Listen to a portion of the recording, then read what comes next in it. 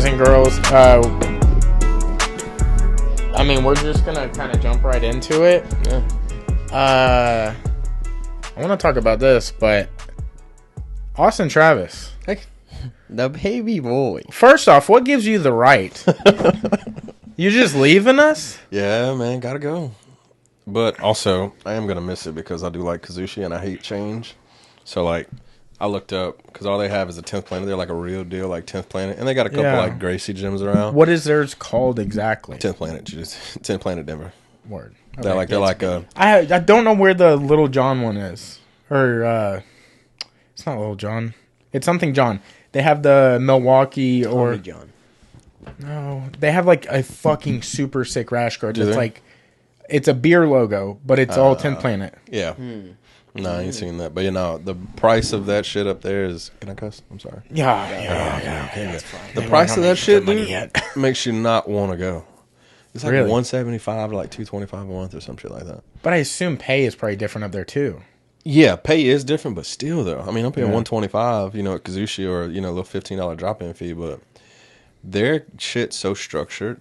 Like it's not like like you know how some guys at our gym do. They just show up they'll just show up to roll on just random days, and it's just like cool. There's like 6 to 6:30 is leg locks. Then after that, it's strength training. Then after that, it's Muay Thai, and then after that, it's You dropped in when you were up there? No, it scared the shit out of me. I just looked at it online and I looked at their class schedule. A lot when you're looking at it. You're like, especially if you've never done anything before. You're like, bro. I did like one, not even like a Muay Thai class. I don't know if y'all know Heath Herndon. Yeah. But I went over there. He hit me up.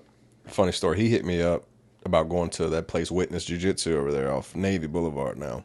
And I guess there's a dude on there that fights pro or whatever. So Heath hits me up on Instagram. He's been hitting me up for years. And he was like, yo, like, come over here. Like, I got a guy in here that's fit to fight somebody like your build. So can you come give him a look? I'm like, hey, man, I don't know shit about Muay Thai. And I was like, I barely know shit about Jiu-Jitsu.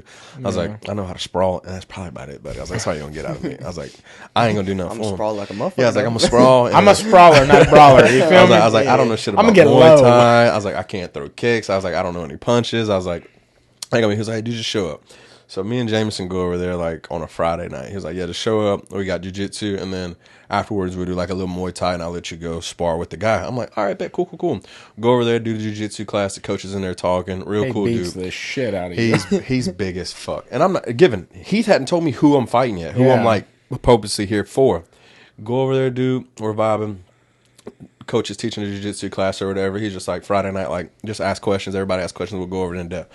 Go over a couple things or whatever. And then he's like, all right, live rounds. And the coach like puts his shit down. He's like, all right, man, come on. It's the coach? Oh, the coach. What? It was a coach. That's Big, fucked. big as fuck. Hey, Heath. How about not? What the fuck? He's big as shit. 6'3", 6'4", probably like 250, 260. Quirky little dude. You're thinking, oh, he's not a killer, right? Yeah. Man, he put a fucking collar tie on me so tight, dude. I said, oh, I'm finna get fucked up. And he just slugged me around for 2 rounds. It just went in slow motion real quick, and he's like, long night. I've rolled with guys in our gym, like even Dakota. And I know Dakota doesn't go full strength because he can't. Yeah. But like, I've tried to go like pretty rough with some of our guys, like, you know, during rolls or whatever. Fuck, I've never. If he wanted it, he could have took it. If he wanted me, like if he was in jail and wanted something, he could have took it. Like it was. He goes home a pocket.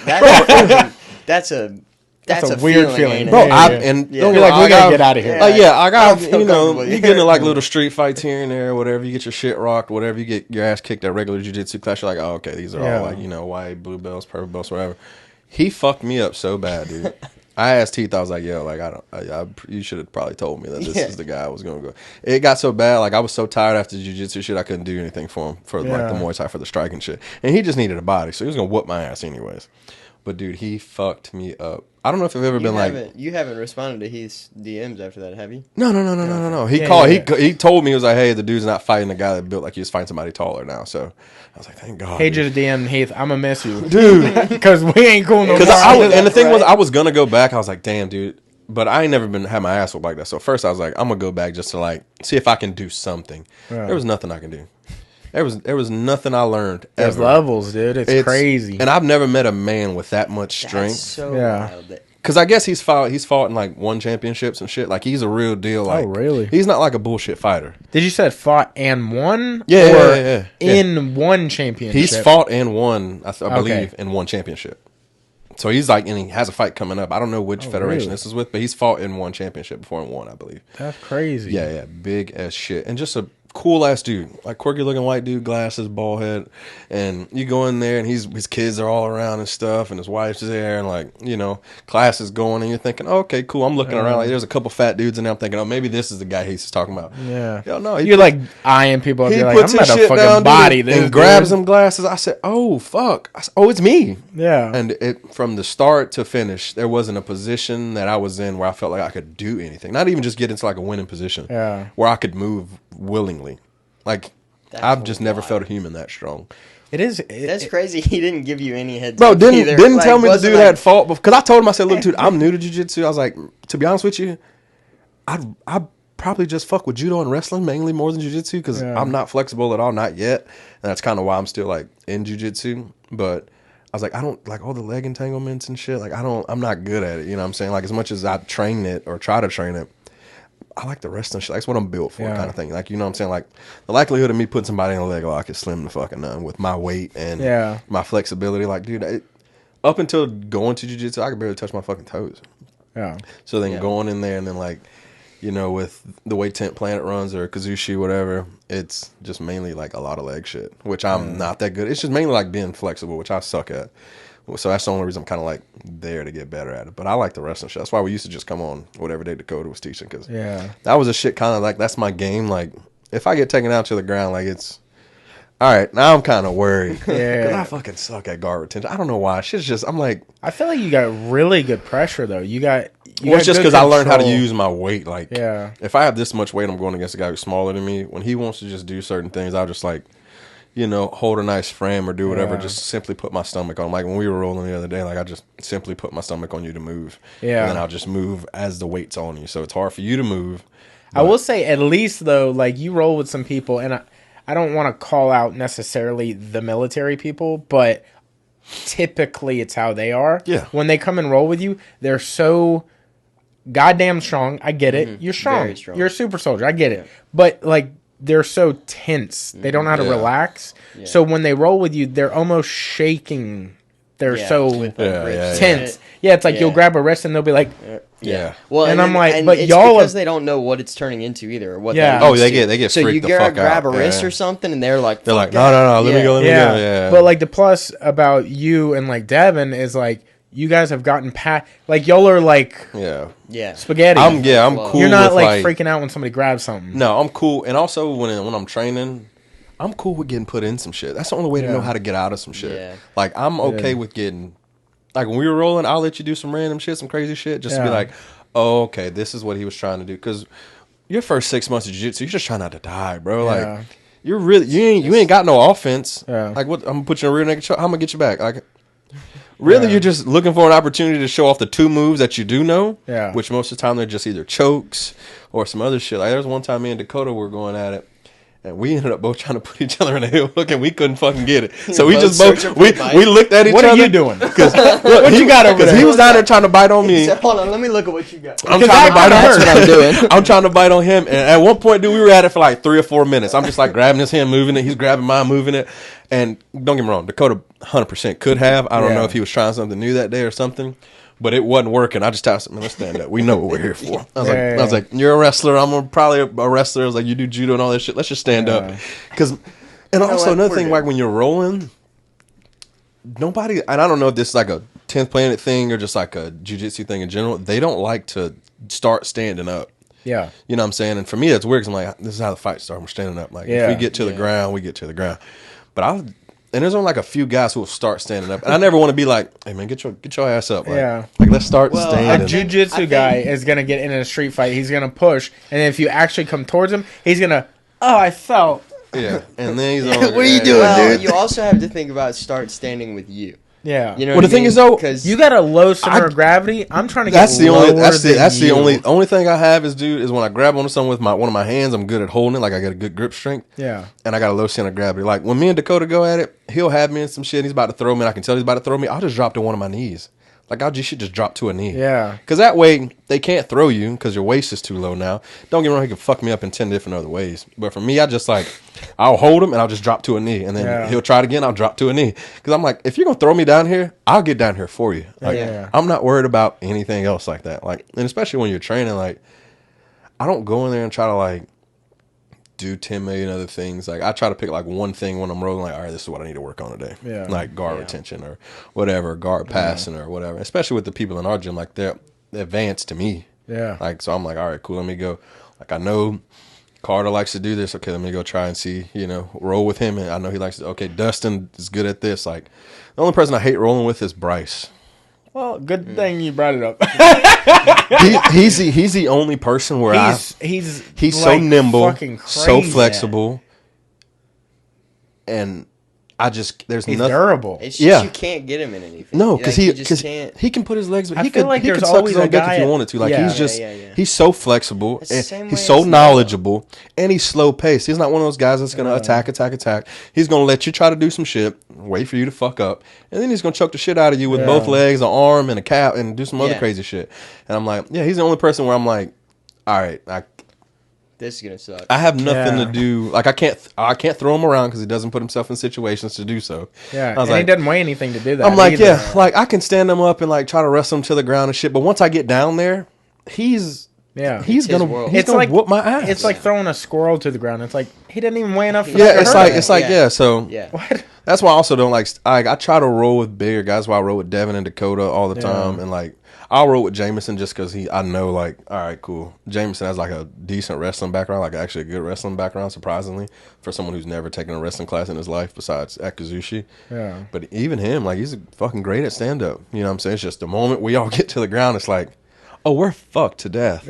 Like, there's nothing to do. There's just nothing to do. See, when I first started jiu-jitsu, at the time I didn't think it was that great, but I was 3 or 4 months in, and I injured my right hand. I started at a gi gym, and my hand got caught in somebody's gi, and they knew that, and they used it as a sub, and it wrangled these fucking fingers real bad. So one of the girls there was what we learned at our first gym was we would hold a ball to help us better understand control, because you're not necessarily using joint manipulation ever in gi or no gi. But she would hold the ball and just get better at understanding where she should be at in general. So I used that for a few months, and I feel like if I wouldn't have got injured, I would have been using strength so much more younger into the sport, and that helped me out drastically. So I started doing it with two sometimes, when I could roll with somebody that wasn't just going to destroy me. Yeah. Maybe I was even with, or maybe they just started. And I'd be like, ooh, I can practice control, position, shit like that. What made both of y'all start jiu-jitsu? I know how I got into it. How did y'all, where was the, because it takes a lot of effort. You just don't, this ain't learn how to ride a bike or some shit. This is something you got to constantly do. Yeah. So what was it for y'all that got y'all okay, this is something I want to not only do, but continue to do? Kind of start a podcast about it, and then continue to just be in that community. I'll say for me, I was working a part-time job, and I wasn't really, I was working a full-time job, but I was at my other job, my part-time job, and I was doing yard work for this guy, and I was shirtless or? Dude, always been that way. To be fair, I was wearing a regular t-shirt, but that day, what got me over the edge that really pissed me off to want to do something was I was moving these railroad ties, and they have this shit on it called creosote or whatever, and it's like fiberglass. It burns you. Oh yeah, makes you itch But I had no fucking. I was fucking making love to this thing. You would have thought I was just. It had everywhere. Dude's it was all over my face. Dude's watching really from the house. His dumbass. I would bear hug it and lean it onto my face so I could walk it where I needed to go and then put it down. Yeah, that's wild. And I got home the next day or that night, and I was showering, and I was like, dude, what the fuck am I doing? And I thought, why am I not at least pursuing something I want to do with, my extra money? And I'd been watching UFC for so long, and I was like, why not try that? Because at the time, skateboarding wasn't going anywhere, because I'd been doing that for 16 years. Yeah. And I'm like, I'm not progressing in a way that anybody'd be watching me. Yeah. So I was like, why not try jiu-jitsu?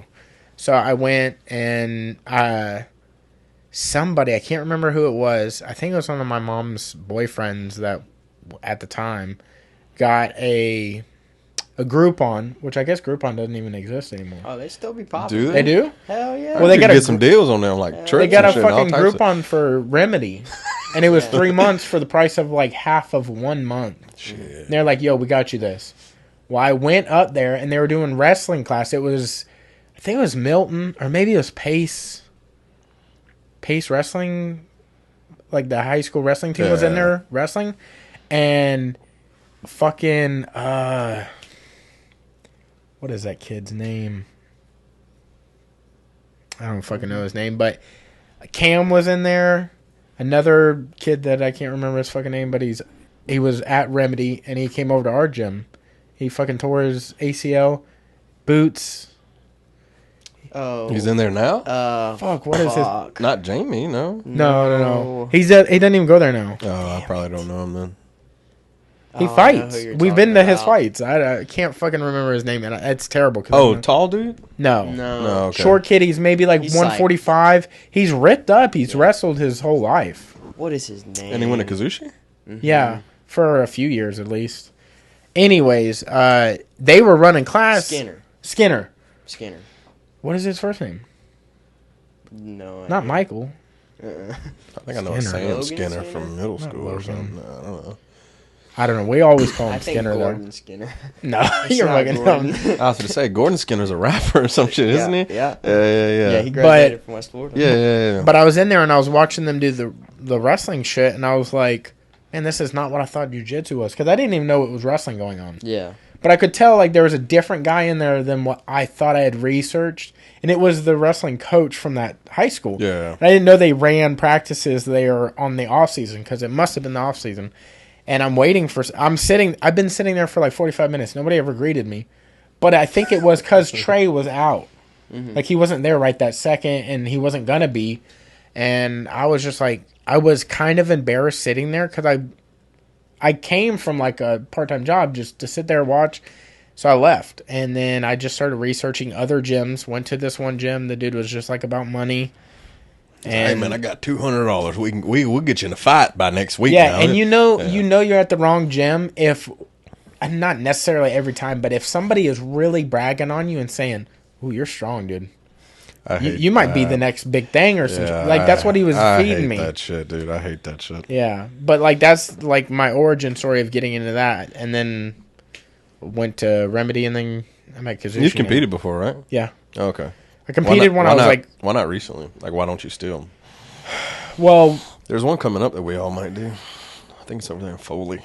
AGF? Yes. The 30th? Yeah. Yeah, I'm not going to compete on that. But... Why not? I will tell you what got me, and it fucked me up, and I should go now, but now I'm to the point where I'm like, I know everybody gets injured, but my fucking knees are terrible. Oh, I tore my hamstring the first day I went by myself. They ripped it off the fucking bone. That's crazy. From some dude he was a military dude at Kuzushi. Class? Well, it wasn't my first. It was my first time going without Jameson. So we went a little bit in 2020. What was it? 2020. It was the end of 2022. Like maybe like the last 2 weeks of December. I went with Jameson. You know, you get your week free over there, whatever. So was over there, and then I was like, all right, cool. The year started. Jameson couldn't go. I was like, you know what? Fuck it, dude. I'm gonna keep fucking going like by myself, because you know you got comfort blanket with your best friend. So I'm like, fuck it. I'm gonna go by myself. Went by myself. Class was straight. Ended up like at the end, it was like, all right, let's start rolling. There was this military dude that was in there. He was leaving in a couple months, but he was in there, and we had rolled before. So I'm like, all right, safe bet. I'm gonna get one or two rolls in with somebody I know. Yeah. Like, you know, slow roll and get the fuck out of here unskingered. I don't know if this dude forgot that I had just started the week before, and then I told him that. I don't know what the fuck he tried to do. People like going heavy. We were standing up, literally just standing up, arm fighting, whatever the fuck. He just tries to grab my arm and fall to the fucking ground. Like he literally we're both standing up. He just tries to jump, wrap his legs around me, grab my arm and pull me to the ground. Pull guard. But like in a very aggressive fucking way to where this whole leg didn't move. So he's pulling me. My whole body's like on top of him, but my leg is still fucking standing straight up like this. All I heard was, and I fucking felt that bitch just shoot up.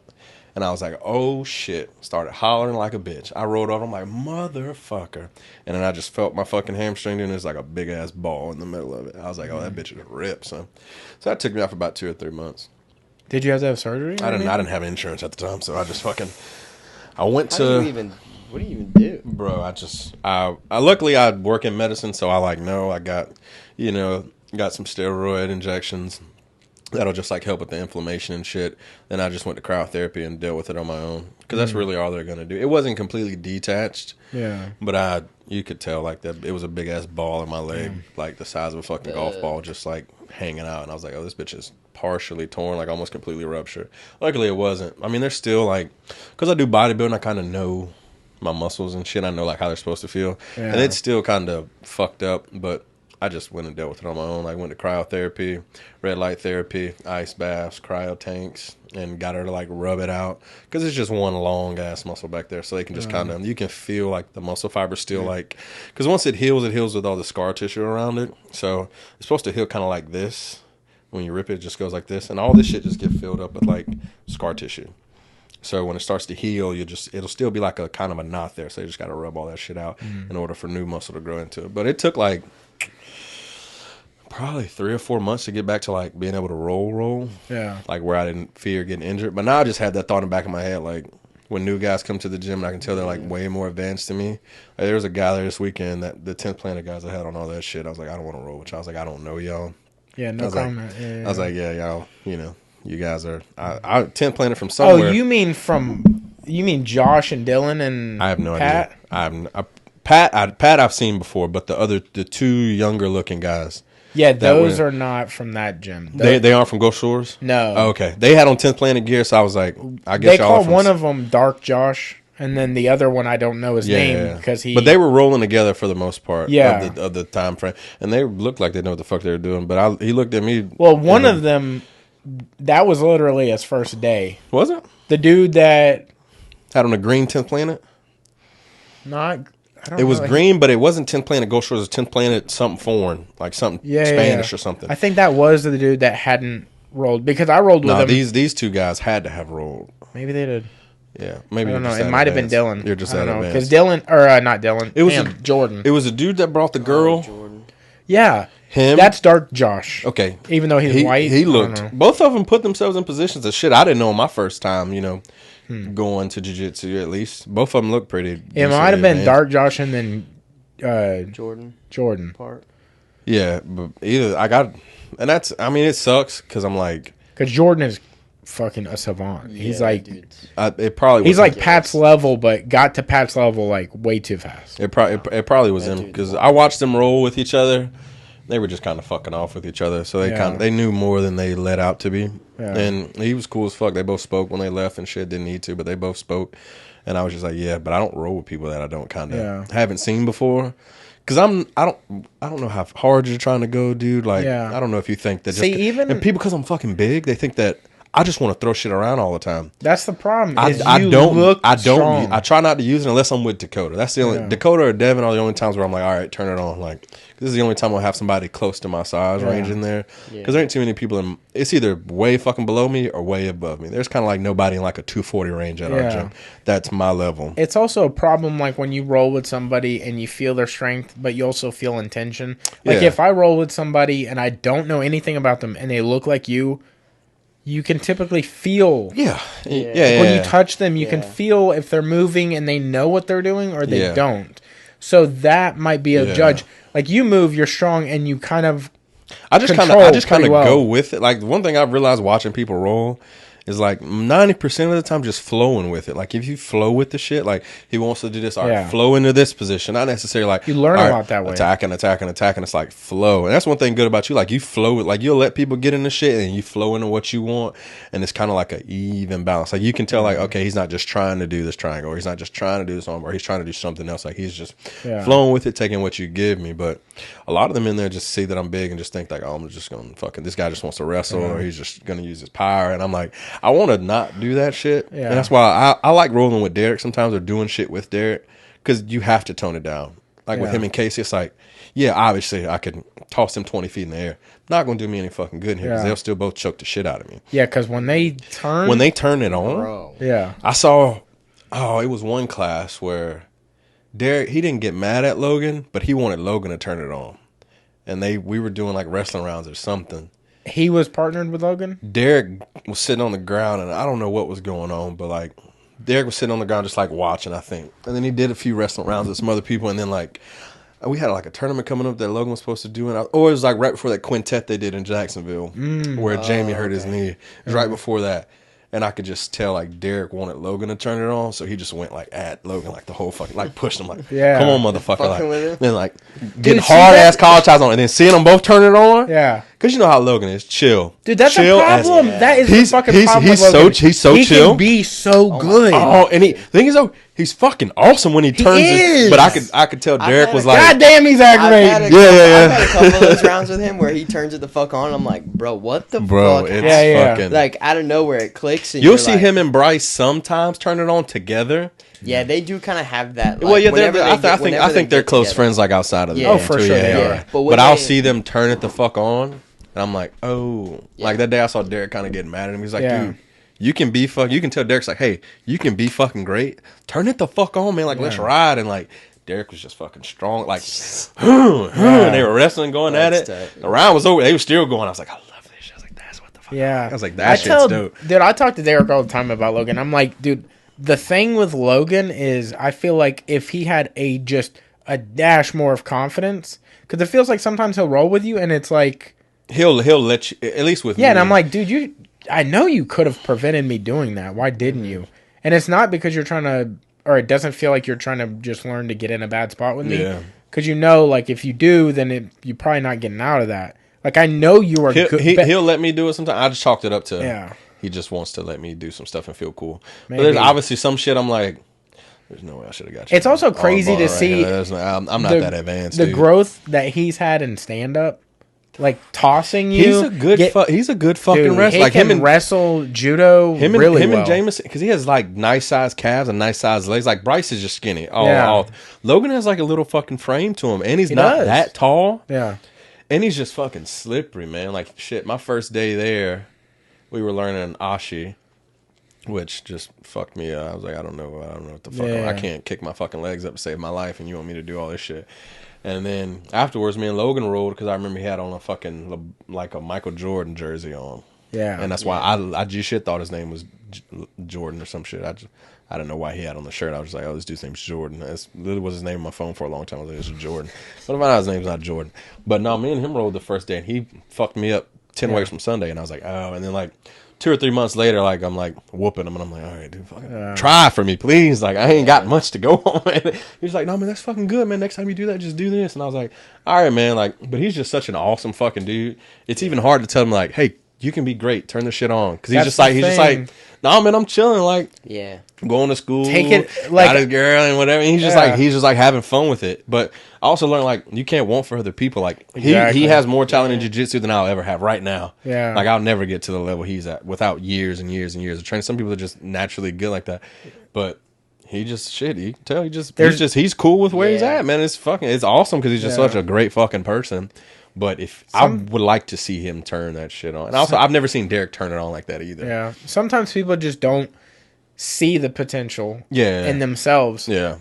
Sometimes it takes somebody that's doing what you're already trying to do and is way better at it or way more experienced at it. Yeah. And they can see like, yo, I got to this level, but I can see that you would go way past it. Yeah. And like, for example, like when I first started going to Kuzushi, Dustin, I was like, pretty level with, and I thought he's fucking good. I thought he was like brown belt. Honestly, I didn't know at the time. I think he was a white belt. What belt is he now? He's a blue belt right now. He's a blue belt now. Yeah, and now I thought he was a purple belt. No, he's a blue belt. He's a blue. And now rolling with him, I'm like, he is better than me for sure. He's better than me. He's so fucking good. It's ridiculous. He literally just. The time that I noticed the gap change, where it was like we were level and we were having really good rolls, where it's like I got you, you got me, and it's even. He went to B-Max, and he came back a little more shredded, Little better mindset, little more intentional. Was he always bald? Did y'all know him when he had hair? I didn't know him when he had hair. How old is he? To me, he only seems like 27. I think he's like 30. He seems like 27. He just seems like a country ass dude from Lower Alabama or something. You know. But when he came back, dude, it's like rolling with him now. I'm like, it's like rolling with Pat. Yeah. It's like I think looking at me, knowing the dog in me, and looking at Pat, I'm like, I'm a body Pat. But then you touch Pat, and you're like, oh no. Yeah. Pat always does that too when you roll with him, where he lets you kind of start your stuff, you know what I mean, and work your things before he's like, all right, I'm gonna turn. It's just where are you gonna take me to choke you? Yeah. It's so funny watching like people who really are into like jujitsu. Yeah. And they're like, cool, I'm gonna feel you out. And then at any given moment, like I can kill you, and I want you to know. Yeah. Like I'll just turn it on right now. Yeah. You literally feel that meme in your head when you're like, and it was at that moment I knew I fucked up. Pat has that click where you're like, why am I hearing that? What's going on? Yeah. Oh fuck. And he just gets fucking after it. Yeah. Man. But I'd like to see all of those guys like real deal, like compete. Because I didn't go to the quintet. Obviously, not a lot of people did. But shit, even seeing Carter turn it on, you know what I'm saying? Because Carter is real like intuitive. You can tell like he studies jiu-jitsu. Like you can tell like he loves the sport. Like he'll be in there talking and shit. You hear him say some names about some up and coming guys, and then a couple months later, these motherfuckers are balling out. She's like, "Oh shit, this is the guy Carter was on 6 months ago, a year ago, whatever the hell." But seeing him even turn it on at that little tournament, it was like, "Oh shit!" Like all of y'all are certified killers when you want to be. You know what I'm saying? Like, I mean, they lost and shit, but even still watching, I was like, "Oh, all of y'all can kind of turn it on whenever the fuck you get ready." I really want to see. I still haven't seen Dakota do anything. I know he had a baby and all that good stuff like that. I want to see him really get on somebody's ass. He has a highlight from throwing this dude in Atlanta at like Sean's Atlanta 10th Planet Atlanta. Yeah. I mean, he literally 6-12's the guy. Like it looks like he's gonna spike him on his head. I mean, he ended up losing the match. Move the mic. Oh shit. He ended up losing that match to the guy, but the initial start was like, God, dude. Yeah. And to go back to the why I don't compete no more. Funny fact about the Carter thing, he was my very first competition match ever. Was he? Yeah. Y'all same gym? No. Oh, so this before I didn't know him at Kuzushi. all. Okay. Yeah. He wasn't at Kuzushi either. I think he was at 10th Planet Mobile. I think. Damn, them boys. But he was in a gi, so I don't know if he was actually there or if he was somewhere else. And when I noticed he just went over there. Because I don't know that they did gi at all or anything. But, no, that was when I was still at the dude that wanted money from us. And I was like trying to get out of there because he only let you compete at Nagas. Which is like weird because like you only get to compete once a year. Yeah. And you got to travel for every other competition you want. Yeah, and he's like, but there is no travel. He's like, you only compete at Naga. That's it. And only the one here. And I was like, that's weird. Yeah. But I got in that trap of like, I competed. It was a cult. It was? Is the place still open? No. Yeah. He doesn't do anything public anymore. Everything is like private. So like you got to pay like a lot. I hate people like that. Like Jameson went to this boxing guy that does boxing or some shit. I won't say where because it'll be easy to know who this guy is. But we showed up first day, dude, and it's like, all right, like there's a couple guys that fight locally around here or whatever, do bare knuckle, all types of shit, and they're all in there. And he's like, man, I don't charge nothing, man. You show up, you work hard, man. You know, I'm just not getting started, blah, blah, blah, blah. Well, fucking, we leave the class or whatever shit. For the class, how long ago is this? Oh shit, this was maybe 6-7 months ago. I'll tell you guys off air who it is and where it's located at. But you know, he threw out some big names or whatever the fuck. And the dude, I walked in, I'm like, all right, like it's obviously some makeshift shit here. Like ceiling's not even fucking done. All the windows are painted over and shit. Like there's no sign out front. You just show up to this place. And I went there with Jameson, and I'm like, all right, cool, because it was somebody that invited him or whatever. And I'm like, all right, man, cool. Do the whole fucking class. I'm like, all right. We get to the end, do a little boxing, little this, little that. He's like, the whole time he's like, no money. Leaves or whatever. He hits, us up couple days later with some price and shit. I'm like, what happened to this no price and shit that she was just talking about? And I was like, especially for what we got. Yeah. He's like, $50 a month, $50 a month. He was like, I hate to say this, but I don't want beginners. He's like, I don't want people coming here. You saying and his facial, it was like you were talking for him. Was like, he went. He was like, I don't want beginners, and I don't want guys that have a team. Yeah. I'm like, what the fuck are you talking about? Like, so you don't want money, obviously. You don't want some type of revenue income, because who the fuck would charge nothing? And I don't only say you don't want beginners. Like, how the fuck do you want people to? Yeah, how do people get into it? Like I'm saying, like you want experienced people to come over here to this. You want people transfer. And I looked around, I'm like, you want people to come in here to this. And given it was only probably. And then he beat your ass. Yeah. Knowing his luck, everybody just bodies him. It was only like 6 to 9 months that the dude had the place open. I'm like, this is what. And I didn't like it because he wasn't talking shit about Kuzushi, but he was like, "Oh, they do all that leg shit over there. That shit ain't real." I was like, all right. I was like, obviously they're just doing it for jiu-jitsu. I was like, obviously nobody's whipping this shit out in the middle of the fucking street fighting somebody. I was like, but also, who the fuck's just going out and getting fights in the middle of the street? I was like, a lot of shit he was teaching was just like, oh, motherfucker run up on you at a bar, and I'm like, I don't give a fuck about that, man. I'm in you know what I'm saying? Awesome. Like, I just came over here to learn and get some more exercise in. Like, but you flat out, number one, talking about the only place I've trained martial arts at, which is Kuzushi. Yeah. Talking shit about them. And then just, he didn't want talking shit. He was just like, I don't do that whole, I don't believe in that shit. And I'm like, he's in the fight business. I'm like, you see motherfuckers, Khabib was, you think Islam, all them, and fucking Hamza, you think all of them say fuck this, all this stupid shit? I'm like, no. But I was just like, horrible first impression. Yeah. Didn't even say the class was over with. After about 10 minutes, the motherfucker ain't in here. I just walk outside. Yeah. All right, man, y'all be good.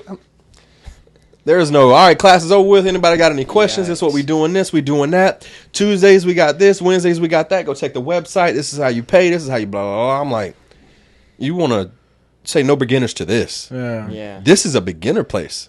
I've seen other nice gyms. This is a beginner's place. I was like, but you want to shit talk to people down here, actually, you know what I'm saying? Isn't that crazy too to see like Derek and know like and this is not at all a slight to Derek at all in any way, but people would look and be like, a purple belt is running a school? That's wild.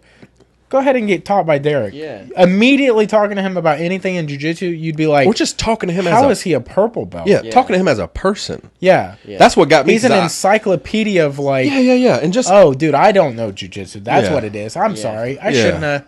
I just go back to YouTube. Yeah. And some people just, because when I first met Derek, I fucked up.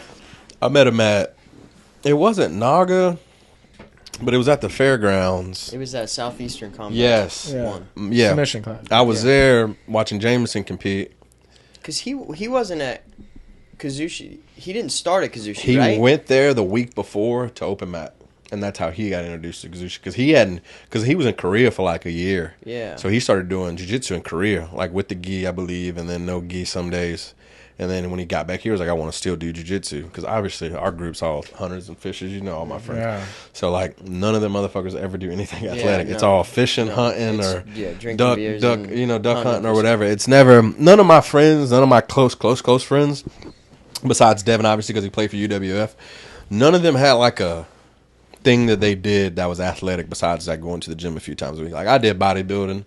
So I obviously had a good gym background. Jameson got into weightlifting when he got into the military. So then he was in Korea. He was like, I started jiu-jitsu. And I was like, oh shit, that's dope. I thought it was gay at first. I was like, I don't know. It looks gay. I was like, this is the gayest. I was like, and I did bodybuilding. It's where you just get naked and stand on stage with a bunch of naked men. I was like, but that's gay. I was like, you're like, no, we ain't touching each other. I was like, y'all rolling with each other. I was like, yeah. I was like, this is a perfect sport for people who rape people. I was like, this is what it seems like to me. I was like, it seems like y'all are just raping each other. All right, dude. So I was like, all right, bet. Get him out of here. I was like, I'm gonna take his back and be like, what's going on down here? What you got, boy? So I was like, all right, bet, cool. So I went and watched him, and I was like, damn, this shit actually seems cool. And Derek was there, coaching a couple kids or whatever. And he just introduced me. He was like, hey, this is a guy, places I went to. I was like, all right, bet, cool.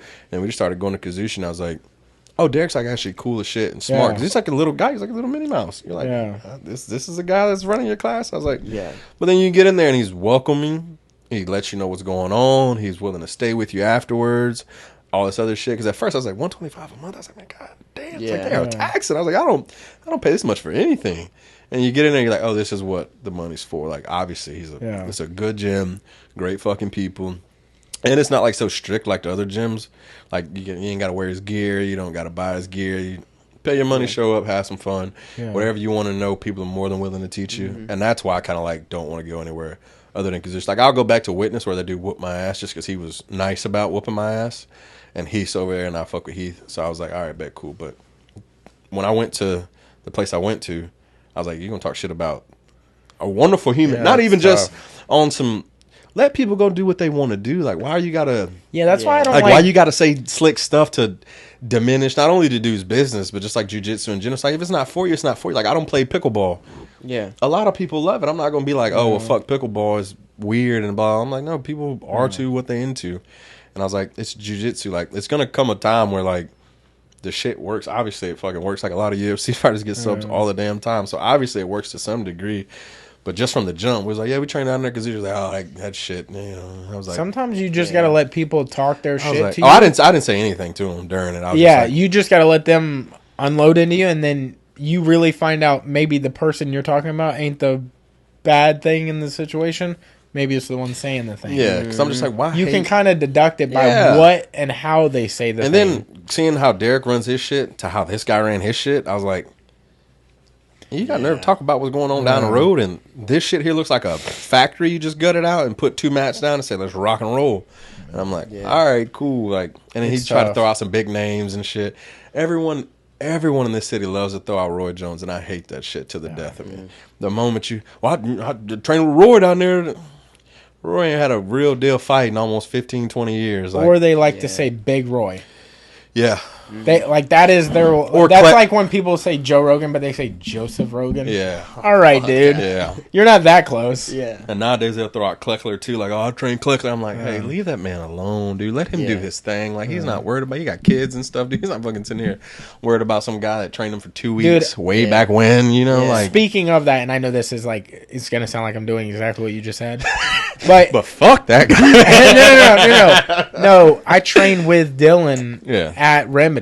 Oh, did you? Yeah, it was like when he was there, I think it was for like 6 or 8 months. Has he ever tried like UFC, like fight? I know he's done the island fights and like bare knuckle, but I'm like, with his size and how athletic he is, it seems like he could, give him. I think he's catching a bag where he's at right now. Yeah, probably, yeah. But we were training there, and there was an exhibition fight set up between him and this dude that looked like he didn't necessarily train martial arts.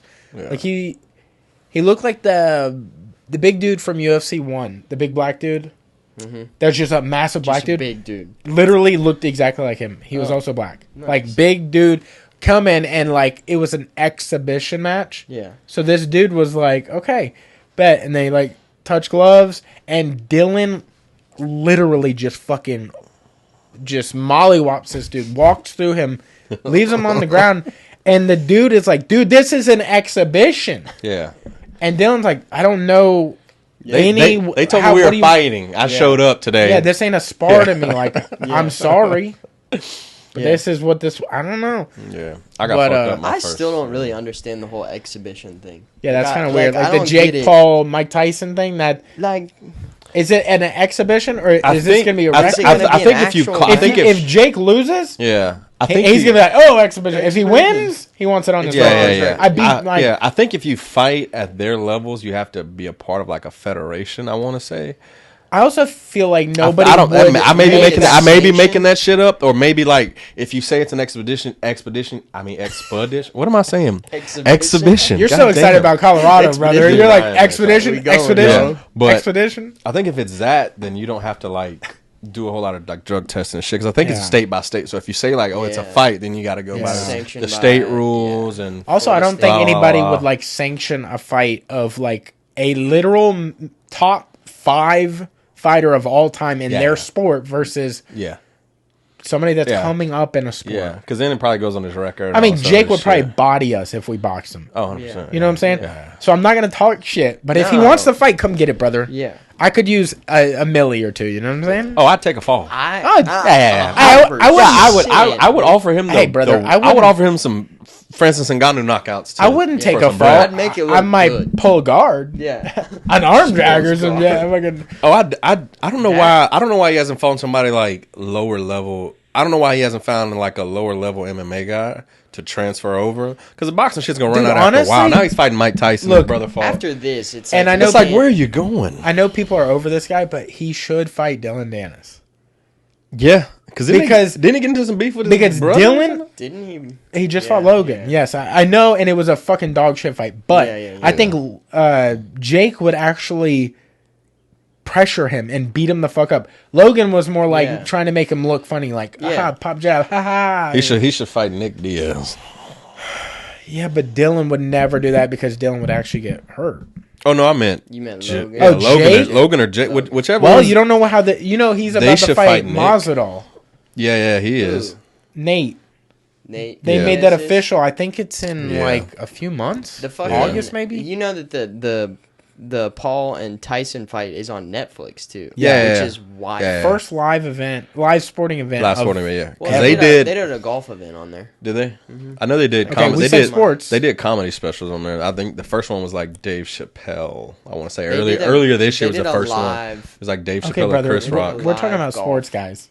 Well, it was a sporting event. Yeah. But I mean, I want to know who's gonna be on like the undercard and shit. I hated when Triller and all that shit was popping. That was weird. It was so long. It was like 15 hours long. I was like, I don't.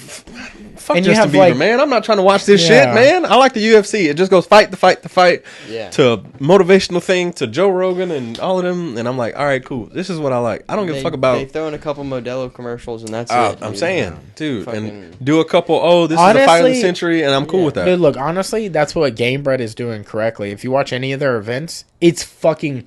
Fight's over, fight starts. Fight's over, fight starts. Yeah. There's no bullshit. Like, maybe they'll have an advertisement or an ad read or something, but it's like they're getting, I think that has to do with some sort of, like, paying the rights for TV or stream.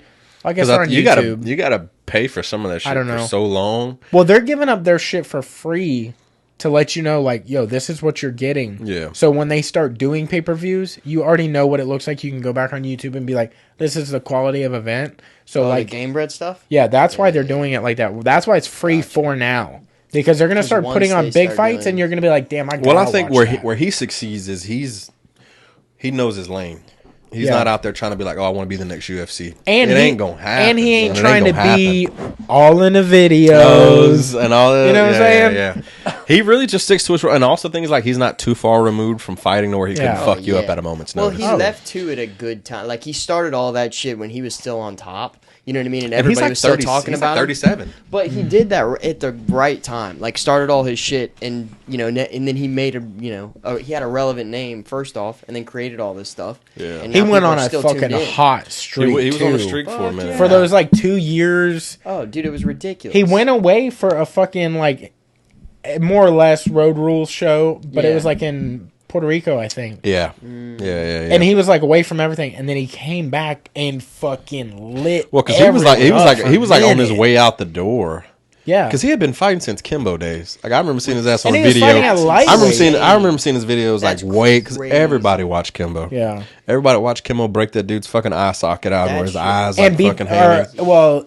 Everybody watched him fight the cop, and the cop won. Which you were like, "What the fuck?" You're like, Kimbo can lose. Given they fought in the bathroom and shit, and they got all out. Like they were going. Don't get me wrong.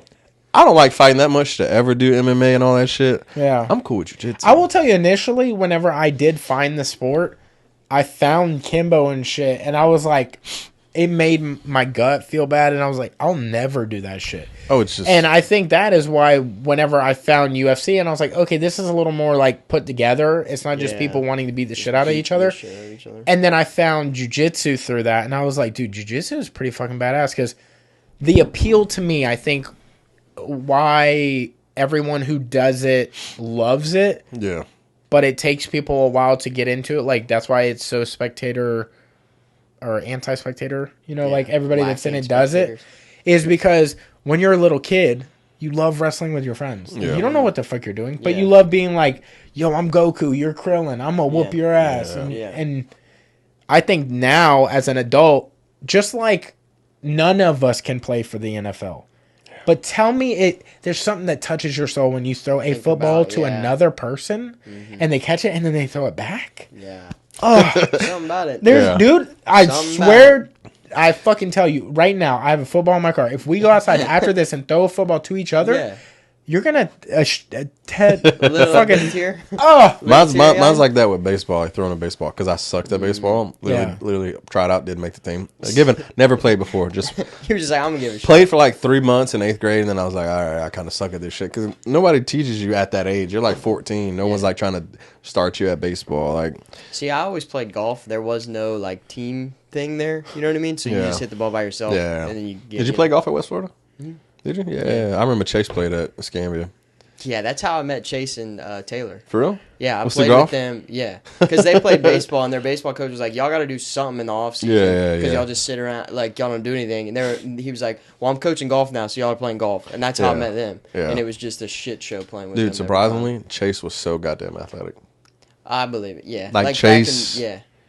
Because we all played freshman ball. That's how we all met. Like my little whole crew, we all played freshman ball. Me, Jameson, Chase, and Connor and all. Surprisingly, Connor played fucking punter and shit our freshman year. But Chase was crazy fucking athletic, and he played soccer too. He was so that's right. He was so fucking athletic, and he just gave it all up. The only thing he played like he played golf every year, soccer every year, and he played baseball up until like junior year. But then just like he didn't play senior year. He quit because of fishing. Oh, I guess because it's in the springtime. That's when they start getting the boat ready and doing whatever. Yeah. But he's the biggest. Like to me, I'm like, damn, dude, you were actually like you could have went to college for this shit. Like, you know what I'm saying? But he just likes fishing. Yeah, I never watched him play soccer. I just remember athletic as fuck. I remember him playing golf, and he played golf, but it was like, you know. Yeah. It was a baseball golfer. He just likes to drink. He just likes to go out. Have a good time, you know? Yeah. That's the only time I play golf is when I'm fucked up. Yeah. I can't stand it. I suck at it, and there's no one to like. Nobody has patience to teach you because there's always like somebody coming behind you at the fucking thing. Have you ever played golf for like 18 holes, like type dude? Oh, did you? So yeah. I never played it. We are gonna have a bet where I'm gonna go count every single one of his strokes. We're gonna play 18 holes. Yeah. Right.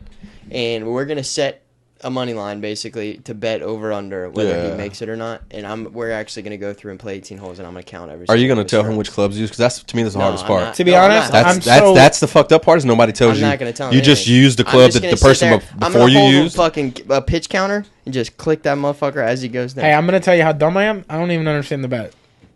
Basically, so each hole you have like a par. It's called a par. It's like this hole. This hole should take you three shots or less. Yeah. So that's how many you're supposed to get on said hole. Where are you getting money from me at? Because we're gonna bet if you can make it into the hole in that many holes in 18 holes under 180 strokes. And under 180? Yeah. You think there's 18? You think that's a lot? 10 strokes per hole? You think that's a lot? I'm telling you now, it's not. I'm about to buy.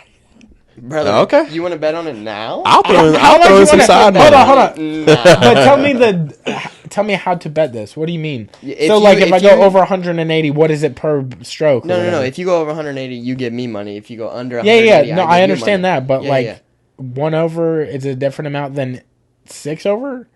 What do you? Do you get more money per thing over? No. It's the totality. Are you trying to throw on it's the totality of those. I could throw quite a bit of money on this. What is quite a bit? Pretty good about it. What is quite a bit? I would throw $500 on this. He said, "Dude, I have my next paycheck coming, and I'll give it." When did they close? Like today? Yeah. It would take a lot longer than an hour and especially a half to find a good Brother, I'm not old. I'm new in the sport. I'm gonna go fast. Mm-hmm. Dude, you wanna know what? I bet they don't breeze. They don't have a golf course that's lit up at night.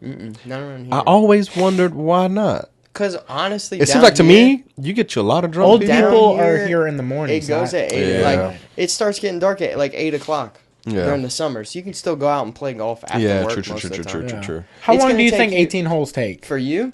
Hold on. For you, 4 hours. Hold on for you. For me, it's like if I'm playing by myself, like 3 hours. Okay, and I will add this to the bet.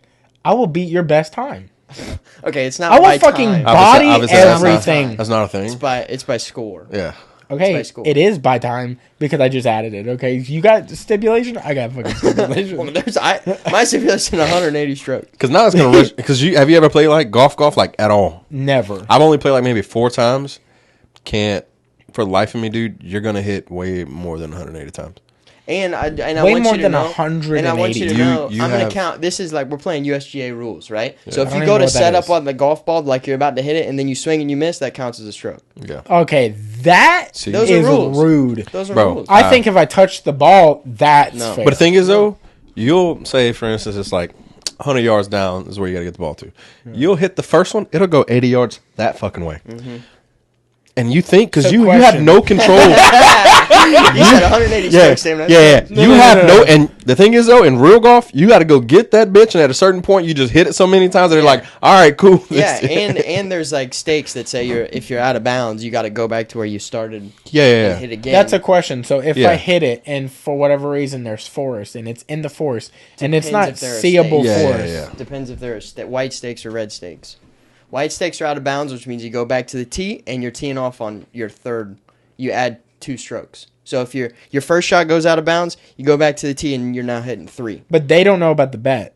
Who does? So we're just adding a stroke. No. We're playing USGA rules, baby. I don't know who they are. You don't We're know playing USG. USA rules, brother. Dude, that's I don't know USA. UJS. USA Whatever fucking. USA rules, baby.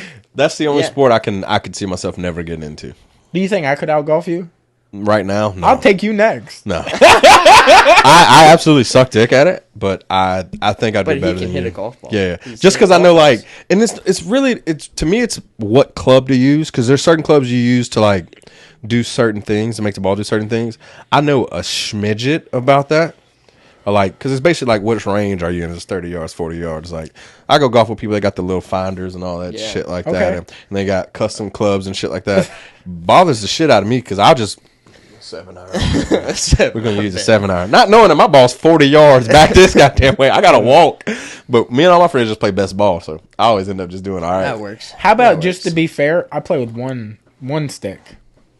You think that's He fair? he just gets a driver the whole fucking Gonna give him a game. driver. Can you imagine? I just ruined. He's your just- bet? he's just I Happy get it under Gilmore. 3 hours. I do under 180 holes, and I do It's it in only- a different stick. He uses a hockey puck. You just Happy Gilmore this shit, and he's just trying to do it with a hockey puck. We can do a hockey puck. We can do literally anything you want. You're not beating 180, 100%. Yeah. So do I get to? You get and you got to play Prepare it from all? you got to play from the white tees, or you could. What is white tees? It's like the closest of the men's tees. I would say blue tees because that's normally where I play from, but it's like most golf courses. There's the gold tees, which What's are the black? furthest What's back. the black belt? Gold tees. Dude, if you want to shake on it right now, I will shake on it right now. Yeah, but you didn't say. You said quite a bit. What is quite a bit? What do you mean? Not gonna lie. Also, The bet. What is quite a bit? You said I could put quite a bit on it. What is quite a bit? I told you I would put $500 on it. that's crazy. Don't do that. That's Money's insane. too That's- high. I mean, if you got 100 to times spend my net worth. Like that's crazy. I'd have to talk to some people, move some money around. We could put $100 on it, like straight up. Can I borrow $100? I just spot me for a second. Or y'all just I need do to it- make a handshake bet. telling Or you, y'all just do dude. it per hole. Just do $10-$20 a hole. Oh, you don't want that. No, because That's how most gamblers upwards of do it. like They do it. They yeah. do it per hole. that could be like $700. No, this is just to show him how hard the game of golf is. That's And you've what this never whole like thing is. swung Okay, a. look, You've never I like don't- been to a hold on, course. no. Because he was talking so much shit. No, you were I've talking so never much said shit. it was easy. Oh, it's But you it's were difficult. talking- I so said it much wasn't a sport. No, I'm No. talking about It's a game. I'm talking about at the River Cup. You were talking shit Huh? about how easy it is, about how you could do it in less than 150 strokes. Okay, At the River no. Cup. 100 and I don't know. Maybe you'd have to show me the footage. We can roll I don't know that. about that. I don't know about the 150, but I could fucking breeze a 180, dude. I would like to see it. 150 is harder than 180. 10 per hole? Yeah. Dude, brother. All right. I'm telling you, I we can put any amount look. of I'm money telling on you. it. Start with like $100. Just bet that first, and then as you Okay, progress. I'm not in a position to start with $100. Okay? Okay. Money is not in the How about you shave Bargain- your head? Absolutely. You shave your I head. think If you've I been looking. shave You look my like you've been head- looking for a reason to do that, Yeah, that's also and now true. this He gives could you a be. reason. No, maybe not shave I your bet head. you by the time the thing happens, I won't even have hair. Yeah, no, maybe let's not do that. Yeah, I don't. That now, if I wouldn't have already You pre-decided, don't got cancer or something, do you? Why y'all say it like that? No. This Oh, is just his he was like last time before. he's doing his I won't hair. have it soon, and y'all were just like, yeah, just Fuck, stop sorry, I talking forgot- about I it. forgot to bring it up. He's currently going to forgot. chemo. We're just in here talking shit. That's why he's got it's not even his hair. He's wearing a Yeah. I was wondering. He takes it off. I was like, why's my motherfucker got a headband on? I was like, all right, you know, whatever. But no, dude, I'm serious. We could bet pretty much anything. I would shake on it right now, but I don't have a good thing for you to lose. Money or $500. Money. Yeah, but money comes and goes. It'll go from your pocket to mine. Yeah. Huh? That's a lot of. That's a lot of. Yeah. You know it won't. I don't want it to be that kind of bet. You want to bet? Okay. Well, dude, I'm telling you, it's gonna be hard to think of something on the spot. We're not good at this. I'm cool with it. I mean, anything, dude. Let him tattoo you. I don't want to do that. I don't care on that. I mean, you can. I don't care. You can do it right now. I don't want to. I have no qualms about it. Okay. Well, I know it's gonna hurt. Yeah. Because you're gonna be like, he's got enough of them. It's like, there's not. True. But it'll be on him forever. Yeah. And it could be whatever the fuck you want. How about if you lose, I get to put my full erect penis on your lips? Why is that so gay? Why you gotta be so gay? I didn't say anything was gay about it. I get to insert you. He's trying to get me to give him head. Yeah, that's the bet. You know what? Let's do it per inch of my dick. So for every inch of my dick that I succeed at this thing, you put that much more in your mouth. Oh, fuck. Then we start paying for sucks, all right? He's just loser. Oh, fuck. Oh, no. Y'all are like, the listeners are going to be like, no, I think they are gay. Dude, I've been getting called gay my whole life, man. Yeah. For sure. Especially the way I hug my homies and post it on Facebook. Yeah, one thing you realize about black people, they don't play that gay shit, man. For some weird reason or not. My grandma, and you can cut this part. I'm just going to tell y'all for the sake of telling you. So, you know Devin, obviously. Mm-hmm. They've been my best friends since we were kids, middle school, whatever. Yeah. I'm not gay, so I don't mind, hugging dudes and, being around dudes. Don't like men. These are just my homies. So there's this picture of me and Devin from, 2017. We're in the water at the beach. And I just hug my guy. His wife's taking pictures or whatever. And I'm just hugging Devin. Post it, because I post all my pictures are just with the homies. Post it. Didn't think nothing of it, whatever. I go to Thanksgiving that year, and I'm biracial, so I go to Thanksgiving with my black family up in Molino. I walk through the door, and this is the words you can cut. I say, "Hey, Grandma." She says, "Shit." Whoa. I said, "Grandma, what?" She said, "You the one up in that beach hugging that boy. That's your boyfriend?" I said, "Grandma, what?" And give it. She's old country as shit, old as hell. She says, "We always knew you was gay." I said, "Grandma, I'm not gay." I was like, "I don't like men. I don't like." She was like, "You and that water hug. You don't never post no pictures of no girls. Just you and your little friend." The funny thing is that she's emphasizing the water so much. Oh, in the water. She said, "You in that water with that boy." I said, "Yeah, I can't see your hands." Yeah, I said, "Grandma, we was just at the beach." I was like, I literally said, "He's married." She said, "All of them are, honey." I said, "Wow." I said, she done seen some things. I was like, somebody's been gay. Has Devin talked to you? And I'm like, God. Oh no, but I still don't think my grandparents have seen the podcast cover.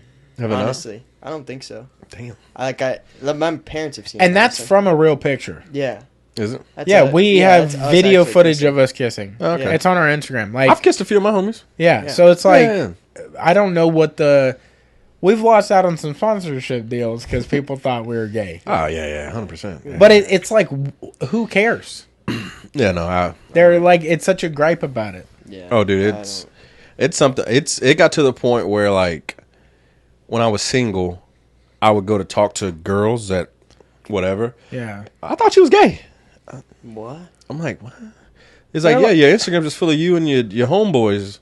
I'm like, I also find it weird to be a man and take pictures by yourself. To me, it's always just been a weird thing. Yeah. I'm not a guy that just it's like an emo thing. Don't you think it would be more, you would be hanging out with a bunch of girlfriends? I'm like, bro, that's right. To me, it was always weird. I actually had, I had somebody from high school, last year, I saw him for the first time in a couple years. And we were out and about, it was two of them. We were out and about, hanging out, and they were like, "We always thought you were gay." Bro, and I was like, "What?" Hey, still do. I was "What?" We thought you were gay. Actually, we talked about it on the way here, actually. We still think you're gay. No, we're trying to turn you out tonight. Yeah. No, but dude, I've gotten that majority of my life because I post the homies. Me and all my homies, and I don't get it. I'm just hand over, yeah. To me, it's I take a picture and everybody's just yeah.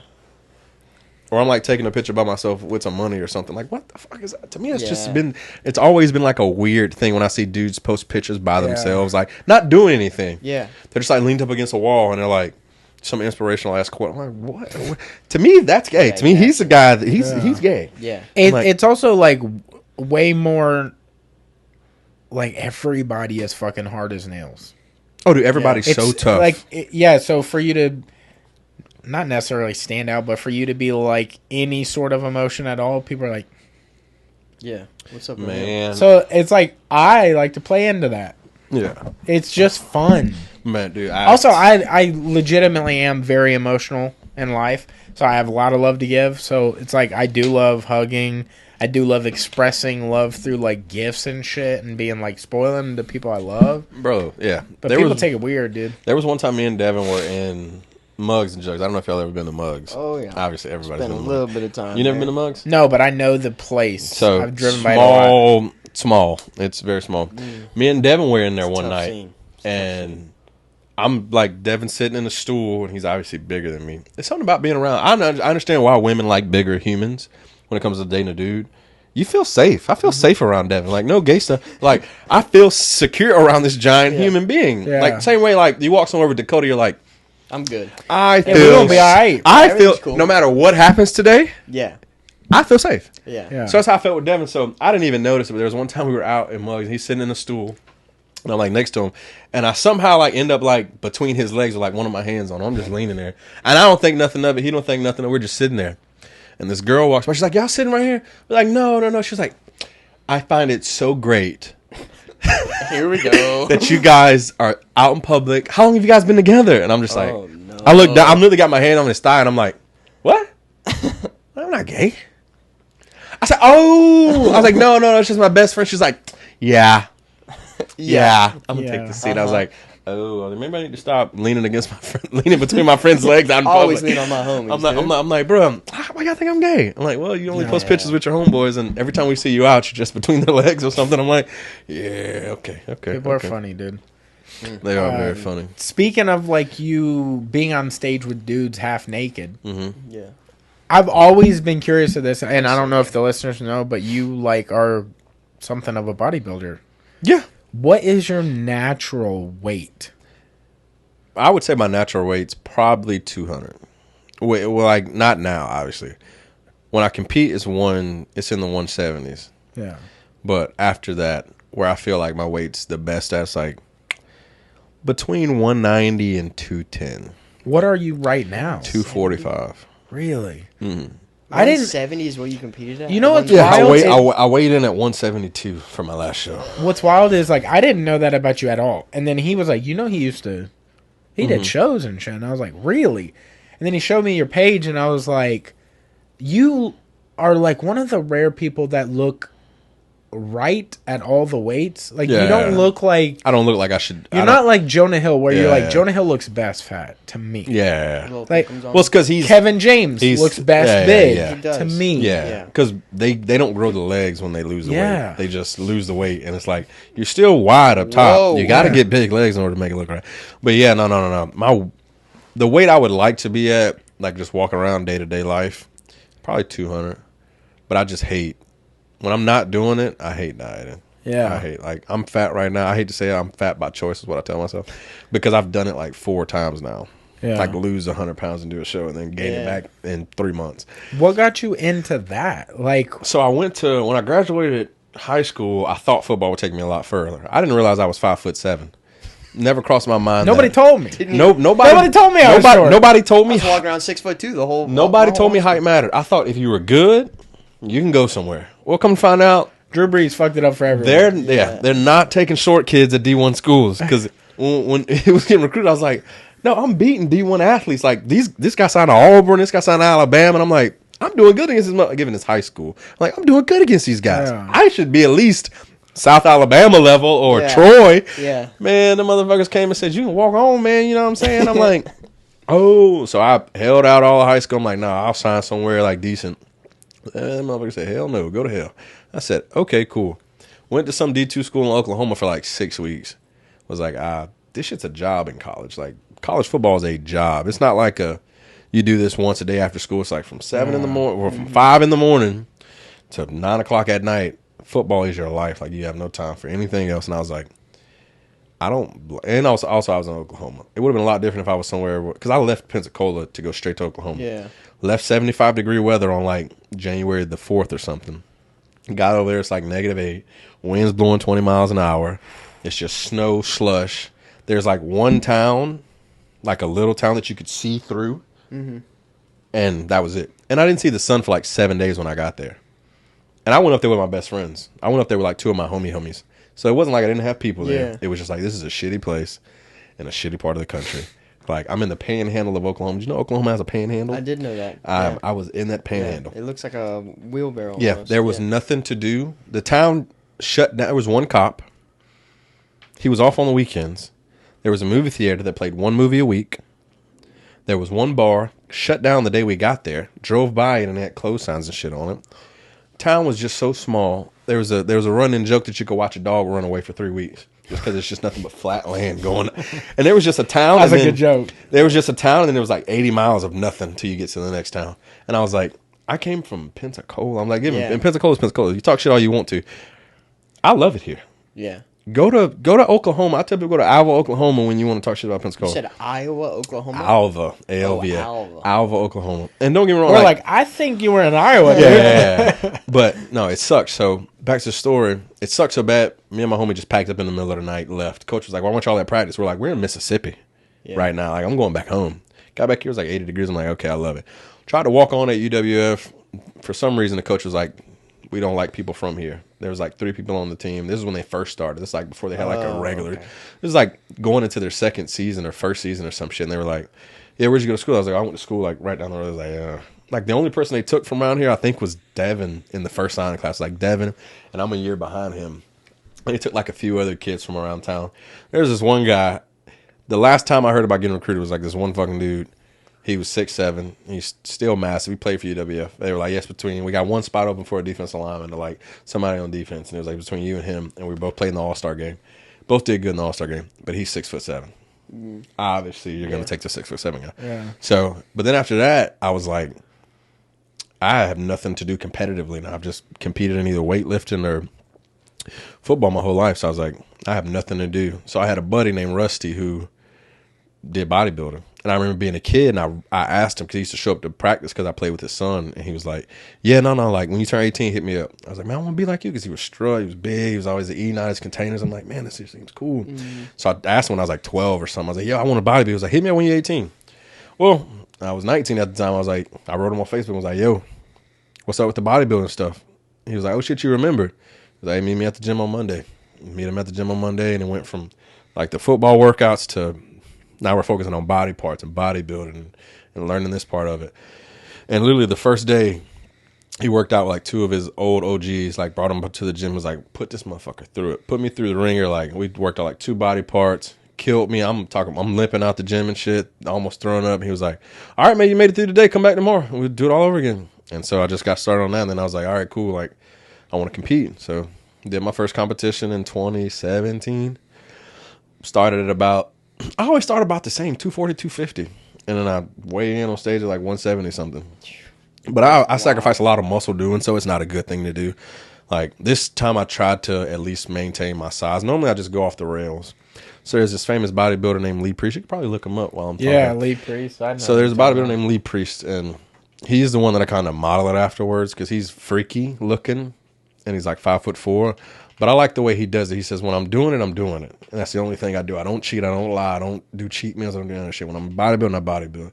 When I'm not, I enjoy the rest of my life. Yeah. So he balloons up like I do and gets small. And it seems to work out for me. So that's kind of like how I got started, why I got started. It was mainly just to do something competitive. And then once you get into that world, it's like, yeah, like. Giant killer. Well, some people. How tall was he? He's 5'4". He's Australian. Yeah, he's a smaller dude. And here, now, doesn't he have throat tattoos? Yeah. Or face tattoos? How old do you think he is right here? I mean, now that you're saying some shit like that, I think like 40. No, he's 22. What? He's 22 right here. Oh my god, he looks like he's a fucking old man. Here, he was probably in his early 20s. Damn, that's Ronnie. The best ever, Ronnie. Yeah. He beat Ronnie. He didn't beat him at the Olympia. Yeah. But there's 2 other shows, because after you do the Olympia used to be not in the United States. Damn, you see him eyeing Ronnie like that? He's like, you ain't on my level. Oh, because I'm pretty sure this was like, Ronnie did an interview. He was like, I about quit after this little motherfucker beat me. But yeah, he's 5'4". He looked up because his parents were both bodybuilders. Oh. So he was he's been lifting since he was 13. He was literally so there's this place called the IFBB. He's banned from it because and that's why I like him so much, because he stands on like good morals. Good Lord. So there's he's so like yeah. Chiseled. Good grief. He's like what you imagine like when you say bodybuilder, you think of this. Don't get me wrong. Jesus. Ronnie's the fucking GOAT or whatever. And don't get me wrong, Ronnie, obviously, that's Ronnie fucking Coleman. Like, everybody knows. Yeah. Regardless of bodybuilding, you know who Ronnie Coleman is. Ronnie Coleman's awesome. But he was early 20s here. God, he's a little guy, too. He's so small. Holy shit. Have you seen the video of Brian Shaw awarding somebody at one of these? Oh, it was the year I was there. Yeah. You went to one of these before? He's literally like 3 times the height of the guy. Yeah. But you don't notice at first because it's zoomed in on the athletes, and the athletes are just fucking struck. And then he comes over and he bends down. Yeah, it was like the 212 division. Yeah. So they didn't have 212 when he was going up.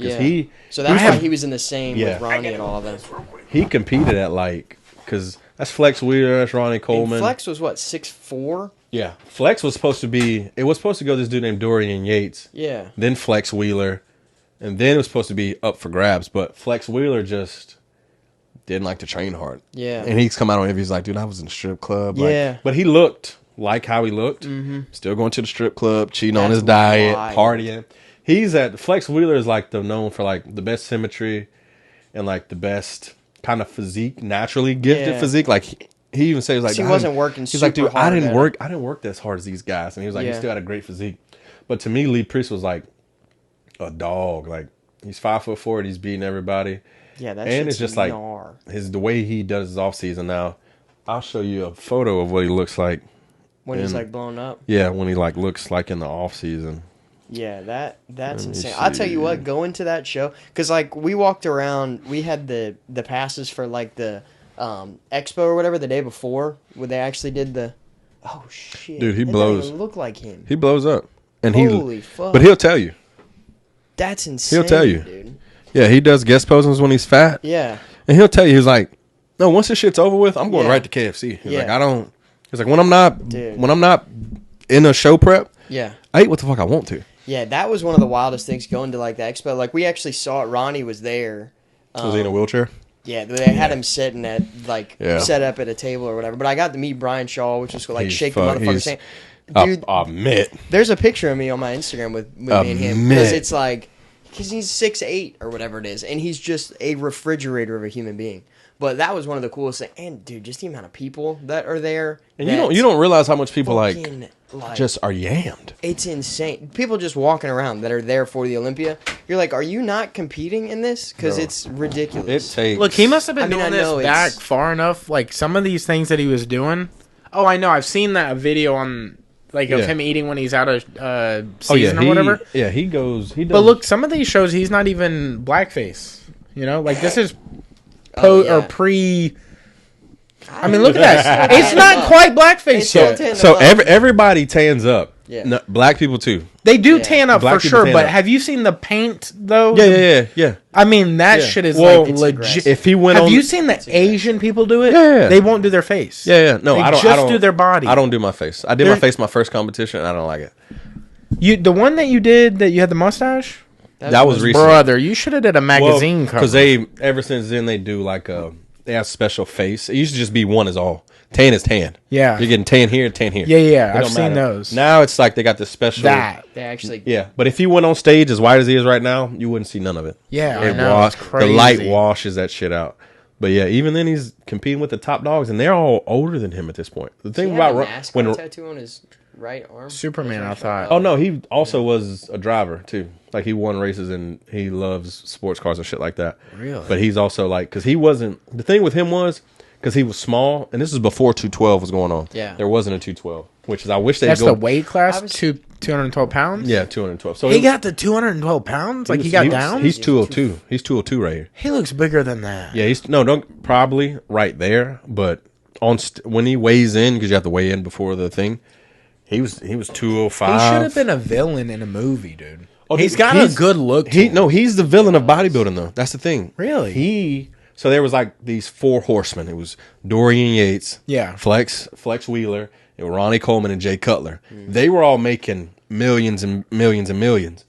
Lee Priest was whooping their ass, but he wasn't getting the big contracts because the federation that you're a part of when you turn pro used to pay you themselves. So say if you sign to the NFL, you're not on the team necessarily. The NFL will just pay you. So they got this thing called the IFBB, where this dude named Jim Manuel would basically sign an athlete. So he signed Ronnie and said, all right, we'll pay you, and you can go get your sponsors too. Yeah. God. Lee Priest was like, I'm waxing their ass.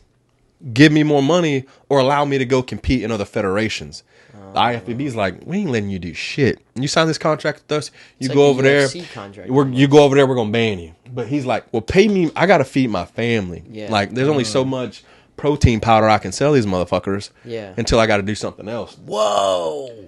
Oh yeah, rip the shit. How you even sleep? You don't wipe your ass that big. Oh no, you can't. Actually, you feel pretty good when you get. I've never been that big. I've been that lean before.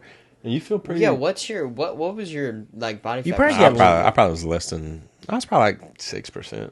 I wasn't super shredded. I was probably like 6%. Do you get lightheaded easy? Only the last week. People think like, oh, it's just so hard every day. It doesn't suck until like the last week when you're basically doing keto at that point to get off that little bit of water weight and fat that you got. That and then like maybe like 2 days before. But then after that, the moment after you weigh in and you eat, it feels great. But the only thing that sucks is like the water intake still is low until after the show. Yeah, that's the only part that sucks. And then you're taking diuretics and stuff like that. So are you on YouTube at all? No. We can't see you? No. Damn. No, I just did little local shows. This here is fucking... There's these famous guys that used to go I'd love to see you hit a little fucking pose down. Look. What was your go-to song? Did you have a song? I did Maria Maria by Santana. Oh, yeah. Yeah. That was the one I did. The first show I did, I had a American flag. So you do... Well, the way bodybuilding shows work, the show's 1 in the morning. So there's 2 shows. What the fuck? There's 2 shows. You probably know they did night and the next night. Mm-hmm. Well, local shows, you do the morning show and then you do the afternoon show. Morning show, nobody's in the crowd really. You can come if you want to. That's where you win. That's where you win the show. Yeah. Just the judges. You're gonna look the best you have in the morning, given all the hormones and everything like that. You're gonna look the best you do when you wake up. So they do a morning show, and that's basically where you win the show. Yeah. Right. You can have shitty pose and shitty whatever, but as long as you look fucking great in the morning, the likelihood of you winning is awesome. And they move you around. You can kind of know where you're going to place because they move the best to the middle. Mm-hmm. Yeah. So they'll be like, all right, 5, switch with 2, switch with 8. All right, cool. Get close. Then they'll be like, all right, just number 2 and number 6, back double bicep. Yeah. Let's see how y'all look. All right, cool. All right, 2, switch with 17. 17, come over here. All right, lat spread.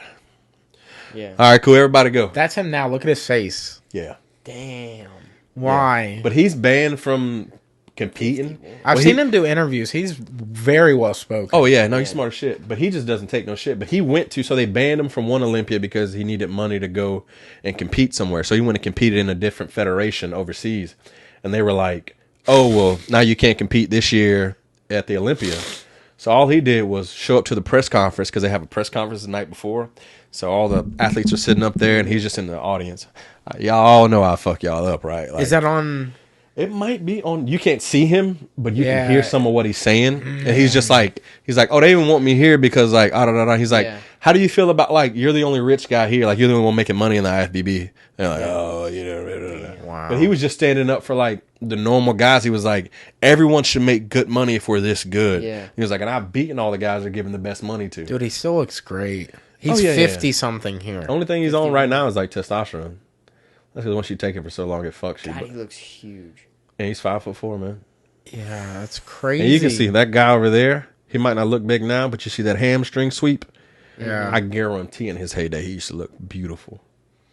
Damn, it's wild. But it does teach. I'll give bodybuilding that. Like it's turned into something where people just want to be influencers, kind of thing. Yeah, and it's not. There's a lot of that. It's a lot of that, and that's what brings the money. But also, it's like You want people being influencers about drugs and guns, or you want them at least being influencers about the gym and shit? Like, at least they're working out and doing something. Like, I hate the people, like the influencers, because when you're in the gym and you see them, there's a few that go to Pensacola Fitness that aren't influencers. They just kind of show their ass for the most part. But you see them work out, and you're like, you don't even train. This is an example of who you're talking about, the Trend Twins. Yes. They're a big example of, like, and like Nelk coming and, into, like, that kind of... And that's just, like, a different thing, because I fell in love with fucking working out. You've seen these dudes? Yeah. Like, for example, and I know everybody's on this dude's dig, but Sam Sulek is a really good role model for people who are getting into shit like this. This is, like, too fucking... They're very funny. I will give them that. No, they're very funny. Hilarious. But the thing is, though, they're basically just like how we are with each other when the cameras are off. Yeah. But they're like that with the cameras on. The only thing I hate like, is... dude, I'll rip your dick off right now. Yeah, they do this shit and they call themselves the Trend Twins and shit, and they talk about all the gear they take. They wouldn't be alive if they did it. Yeah, I assume they're fucking around. The thing is, though, because once you compete... I know they do take something, but like... No, don't get me wrong. They're on gear, 100%. But they are also fucking super short. Yeah. People don't realize what Trend was made for. That shit was made for cattle. What? That's not... It's not for... Was it a...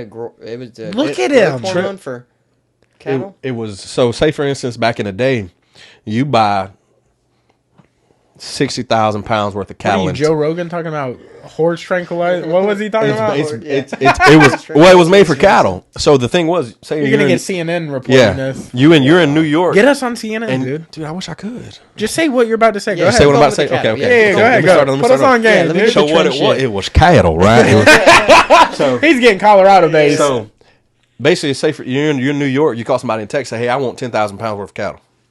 Okay, cool. Cattle back in the day took a long fucking time to get to where it needed to go. So you got to drive it, and it took you a couple of days to get there. You get there, see, it was 60,000 when you left, but it's 55 when you get to New York. Well, I didn't order 55. I ordered 60. Yeah. So, okay, way to make sure the muscle mass stays, and they just get huge all of a sudden. Just injecting with Trembolone. Wow. So that when they get there, weight's still good, or weight's even a little bit more above. And that's why you get as big as you do taking not only gear itself, but Trend in itself. Oh, dude, it's the craziest shit ever. You'll see people take it, dude, and it instantly just like balloon up. Oh, you just and you feel massive, but it's not made for. It's not one of those ones that's made for human consumption. Like it's so liver toxic. Like if you take enough of it, like if you take as much as they say they take, no way they're alive. Yeah. No way they're alive. I can't remember the guy, but he was like super fucking popular at the time when he was hot, and something happened to him. He's like an Australian guy, maybe. You're talking about Joe Aesthetic. He died. He passed away. No, this dude had a very he ripped something. He tore his pec. I think. Was he like a bodybuilder, or was he like? He was like a bodybuilder influencer, and then. You're talking about the video where the dude's pec... Where he's benching and his pec tears? I think so, and then... You're talking about when Larry Wills was behind him? He was going to be like a... He was being shaped as the next Arnold. Oh, Callum Von Moger. Yes! Yeah. That's what happens when drugs and women get in the way. That was with the bicep? Callum Von Moger. I picked him up pretty quick. Really good. From a distance. Holy shit. He got a good voice on him. Yeah, dude, it's crazy. Okay, you want to know how it happened first? So, didn't he have an accident, right? He had a Bradley Martin. Him and Bradley Martin were trying to curl 225 on a straight bar. Tore his fucking bicep. No, it was him and Chris Bumstead. He had somebody. No. But I thought he also had an accident off the cliff or something. Yeah, everyone knows Chris Bumstead. Yeah. This was supposed to be Chris Bumstead before Chris Bumstead. Yeah. Because he had the physique. He was actually going to do Arnold in a movie. He was going to play Arnold. He did the movie. Oh, did he? Yeah, the movie's out, yeah. Oh, shit. Yeah, that was the last time he was good. Because this is right around that time, or this might be... So he was curling... Because now he's covered in tattoos. He doesn't look like this now. He was curling 225 on a straight bar with C-Bum. They went to go let it down, and you see that bitch. Yeah, he completed the thing. Yeah. Yeah. So he tore his bicep one, that derailed him, because he competed to get... He was the first, like... Looks like Jordan in the face a little bit. Dude, without him, though, there's no YouTube, any of them influencers. Yeah. He was the original That's what I'm saying. OG. He got me even knowing what the shit was. Yeah. He just looked like that with a little bit of gear, and then he moved over here from Australia. And once he moved over here from Australia, he tore his bicep. Then what happened was he tore his quad, hanging off a fucking tore his bicep. Yeah, look how different his arms look there. Tore his bicep. Jesus, that's wild. Tore the bicep, and then he was trying to fucking, I don't know, where you propel yourself off a cliff, kind of like. Yeah, that's what I was talking about. Did that? Yeah, he did that. Tore his quad. After he tore his quad, hooked on drugs like a motherfucker. Literally, like a video of him, like lifting drugs or bad drugs. Bad drugs. Like just got on because he's Australian. He looks how he looks. Try to find the part. Women were obviously all over this kid, right? As anybody will be. But he had only competed. He wasn't even pro. Yeah, what the fuck? That was probably some Australian federation. But he had only competed. Awesome too. He had only competed in the U.S. for so long, and he was gonna be not only the next because Classic wasn't even a thing yet. Half chub. Look at that dick going. Oh yeah, man. All right. He's real excited about winning. Yeah, when did the Classic physiques? I think like 2017, 2018. It wasn't around when he was coming up. Yeah. So that's why all these guys are like how you're supposed to look. Like there was no such thing as class. This is the year it happened because they started wearing the fucking shorts. Isn't that? Yeah, look at him getting. He's legitimately getting bigger. Let me see. I know a lot of them, but that dude on the left I thought was Chris Bumstead's like #1 dude. I can't remember his name. Ian Valère. Nah. Hey, can I the dude from like Ecuador or something. I know this is gonna be a weird question. You're talking about they call him Rhino. Yeah. I know this is gonna be a very weird question. Wasted talent. How come jumped out a window and landed face first? That's why he kind of like hit. He literally hit rock bottom. He was on drugs one night. What? Threw himself out his window and just like was in his front yard for hours before somebody found him. Holy shit. Is there anybody that's got a notoriously big cock that does this? Like on stage, it's just like, all right. I feel like even if it is that giant, everything around it.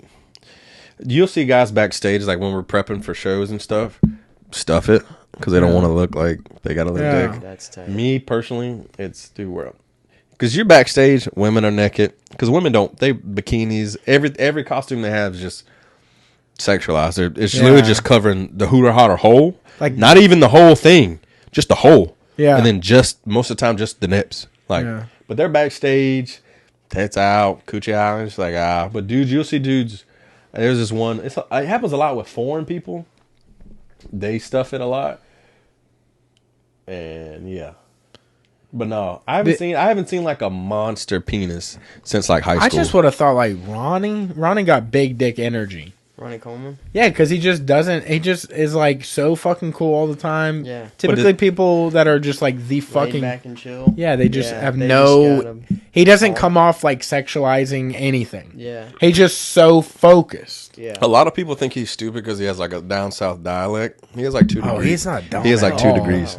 Well, wow, he's like our size. Or at least in that it was. That's C-bone right there. That was the day he tore. He didn't even go to the hospital, I don't think. Yikes. But you could tell, like, because I've not torn some shit besides my hamstring, but I've hurt a lot of shit. Here it is. Here it is. I can't watch it. I can't watch it. Oh. Oh, fuck. We're going to rewatch it. Go back. Hold on. I want to see it again. All right, it says left bicep. Watch when they go up, he doesn't get it all the way. Then he comes. It's on the moment it starts to go down. Yeah, I can't watch it. He's taking it very well, though. The thing is, though, it doesn't hurt. It just pops off, and then you just get swollen. All right, it's over now. Yeah. All right, cool. Oh, is this the movie you were talking about? No. What is this? This might be it. Yeah. Oh, yeah. He played. Yeah, he played. I don't think it was popping because he was also a heavy drug user at the time. But yeah, no. Wait, so what kind of drugs and shit was he doing when he started getting all fucked up? He was doing like pills and shit, I think. I mean, he don't look kind of like him though. No, they gave him that little gap thing. He has the same physique. Damn, could I do Arnold? Look at me. I think you got too much of a gap. Bro, brother. Yeah. Could I do Arnold? Yeah. Michael Strahan? Dude, he got all that money, still won't fix his teeth, and I love that. The day I thought it was all over. Dude, the second this is when he tears his quad and gets like hung on. Is bad. He gets like hung on the side of the building. Yeah. Or this fucking cliff. I saw like an MTV thing about him, or maybe it was a documentary that was put out on YouTube or something. But I saw all these and I was like, dude, you have everything. You're doing the craziest shit. And it's like, his body's just not holding up to these insane really things. Dark this is literally what would happen if Bradley Martin was just minusculely invincible. Or not invincible. It's like Bradley Martin never gets hurt. Mm-hmm. He does the dumbest shit. Other than when the weight hit him, when he was benching that girl, the standing on the weight, and the thing came back and it cut his lip open. Other than that, I don't like him because he gets lip injections. That makes me feel weird. Yeah, lip. I don't like any facial. I kind of hate Bradley Martin. Now that I'm thinking about it, he's just so. I think he's fun. He's just so because he talks. He acts like he knows a lot about like the bodybuilding shit. Whoa, he looks so. He only did like 1 or 2 shows, didn't he? Yeah, but he did physique. I hate when he does the whole. I could take you in a street fight thing, right? And I know, but at first, that is so. At first, he was dead fucking serious. And then after, it became a joke once everybody was like. But when he first said it, people were like, "What?" I wanted him to accept that fight with Mighty Mouse. Oh yeah. Oh, this is. Yeah, he's getting back. This is when he was. Kenny KO is actually kind of funny. Look. You heard what he just said? What happened? Yeah, he goes. I heard you blocked a girl you had a baby with. You have a baby doing. So I heard you ghosted and blocked a girl you had a baby doing within a week. Oh, Kenny KO is wild. Damn. That's her? That's the girl, yeah. The thing was, though, I used to, because he was like the first. We're getting lost on a YouTube hole. We need to get out. Yeah. True, yeah. But he was like the first influence I used to watch like weekly. He used to upload every Thursday night. Kenny? No. Oh, what's his name? Callum? Yeah, because he was, 10, 12 years ago, everybody wasn't in fitness, and fitness was still like, was kind of the first. Who wants to work out and do bodybuilding? Like, also, when he first came out, I feel like he was a little more personable. Yeah. Way more down to earth in his videos. It's because he was still in Australia. Yeah. The moment he moved to LA and shit, you could see it in his videos. It was just like, all right, we're not working out this video. We're going to the beach and we're going to see how many people hit on us. This is who we model our body after. Who's that? You don't know who that is? Is that Action Bronson? Maddie Matheson? No, dude, I thought no. Brother, you need to get on game. Action Bronson? It was Action Bronson. They do. I've seen him, a lot, which is crazy. Isn't he on Barstool a lot? Don't they post him? That's Bronson. They post. No, he was on Vice. He had a cooking show. That's but right. so does Action. That's right. He had like 3 cooking shows. So does Action. Yeah. But now I think he's literally on his own. You can't tell me that 2 tattooed chubby white men who also do cooking shows that I was far off. He doesn't rap though. Maddie doesn't rap. Well, he doesn't do it professionally. He does it in some videos, but dude, if you want to just like get lost in some like really funny kind of meaningless videos, his shit. Oh, dude, he'll teach you how to cook too at the same time. Oh, I watch Beard Meat. I watch Beard Meats Food. Oh, dude, for sure, dude. It's all I watch on my prep when I was prepping for a show because I couldn't eat it. He's funny too. I would watch. Like that would kill me though. The thing is though, the moment you can have it, you don't want it. Yeah, because you'll eat it. Because look, I just cheated yesterday. Mm-hmm. I had Dairy Queen French last night. toast in the morning, and I had popcorn because I went to the movies. And while I was eating the popcorn, I'm like, "What the fuck am I doing?" Dune too? No, dude, a movie kind of going on the weightlifting thing that you guys absolutely need to see, which fucking shits on Dune. Yeah, all of the Dunes. Okay. Did you get the popcorn bar? Is it here? Brother. Did I get the what now? We'll let you rent it. Yeah. 15 minutes. Did you get the popcorn bucket? Popcorn bucket. Oh, I have 2 of them. You do? Popcorn buckets? No. Oh no. I was gonna say, bring them in here and turn these cameras off, man. Let's turn this into something. Let's turn this into what's that guy's name? Let's create some rumors. Do stuff with his wife. Their podcast. Oh that is the weirdest shit to Adam me. 22. Hold on. They do a podcast and then just fuck afterwards. Yeah. Plug talk. Yeah, he's weird. I haven't seen it at all. Never watched it once. No. Never watched it once. But at minute 16. Yeah. Don't watch episode 6. Yeah. Didn't they just get divorced? I don't think so. What? No. She's something about they had a show where people were competing to fuck her. Yeah, the fucker. Yeah. I saw clips of that. I know who won. I can't remember his name. I think Lil D or something. Yeah. Adds up. But hold on. Watch that movie, Love Lies Bleeding. What was that about? Is that with Kristen Stewart? Yeah. I just saw this trailer the other day. Kristen I showed you. Yeah, you showed it to me. It looks good. You fucking idiot. What is it about? It's really hard to describe, but it's basically this lesbian weightlifter. Well, technically, in one of the scenes, she clarifies, I'm bi. But she's like weightlifting at this gym, which happens to be where Kristen Stewart works. Well, her father owns this like shooting range, and she gets a job there, the weightlifter lady. The lesbian. And the thing is basically about like a family in turmoil, but based off of the not Kristen Stewart, but her sister is dating the dude's Dave Franco. Dave Franco, and Dave Franco beats the shit out of her. Well, what's Kristen Stewart's in the hospital, and she's like, "What the fuck is going on?" By the way, these are spoilers. She's like, "What the fuck is going on? Why are you with this dude?" And she's just pissed. The lesbian bodybuilder lady is watching this, and she's just like, "You don't know there's some weird shit with her." And I'm trying to figure out the story. Ruin this movie? Yes, I am. Yeah, he's like, man, y'all should watch this movie. Here's start to finish, a synopsis. Hey, go watch it. Okay. She's by the way, not lesbian, but she's cool. What's y'all's favorite movie of all time? This is something I like to know about people. I like to know favorite things about people because it tells me a lot. Top Gun. See, this is I know that's his. The original or like Maverick? OG. Okay. This is tough because I think cinematically, I mean, like the one that you're like. When people ask me if I could watch one movie on DVD, it's all I had. World Goes to Shit. On repeat for the rest of my life? I got one movie on DVD. This is the only movie I can watch the rest of my day. And you can even go, I'll even go, okay, I'll go top 3. I'll just go top 3. If you're going to make me change, it has to be DVD on repeat for the rest of my life. Each of the fucking questions you have. Okay, let's go top 3 movies all time. Yeah. Only thing, all you got, apocalypse happened. Hilty's gone, everybody's doll's gone, cat's gone. You just got 3 fucking movies on a DVD player. Okay, well, all right. You want to go first? Has somebody asked y'all this before? We've done top 3 movies. Have you? Well, fuck. But I don't know about... More movies have happened since then, you know what I'm saying? This is true. I love finding old movies and be like, fuck, this is great. Yeah. 1976. I'm like, God damn, dude, this movie's been around for so long, and I did not know. Top Gun is definitely on there. I think... Honestly, I could watch Mandy like a lot. What was that about? I don't know. It's a Nicolas Cage movie. Yeah. It's a great movie. I fuck with Nick Cage. I fuck with Nick Cage. Such a good movie. I like Nick Cage. Fuck. There's got to be something like lighter and kind of funny in it too. No, just whatever you rock with. My top 3 is gonna be completely different than any other top 3 I've done.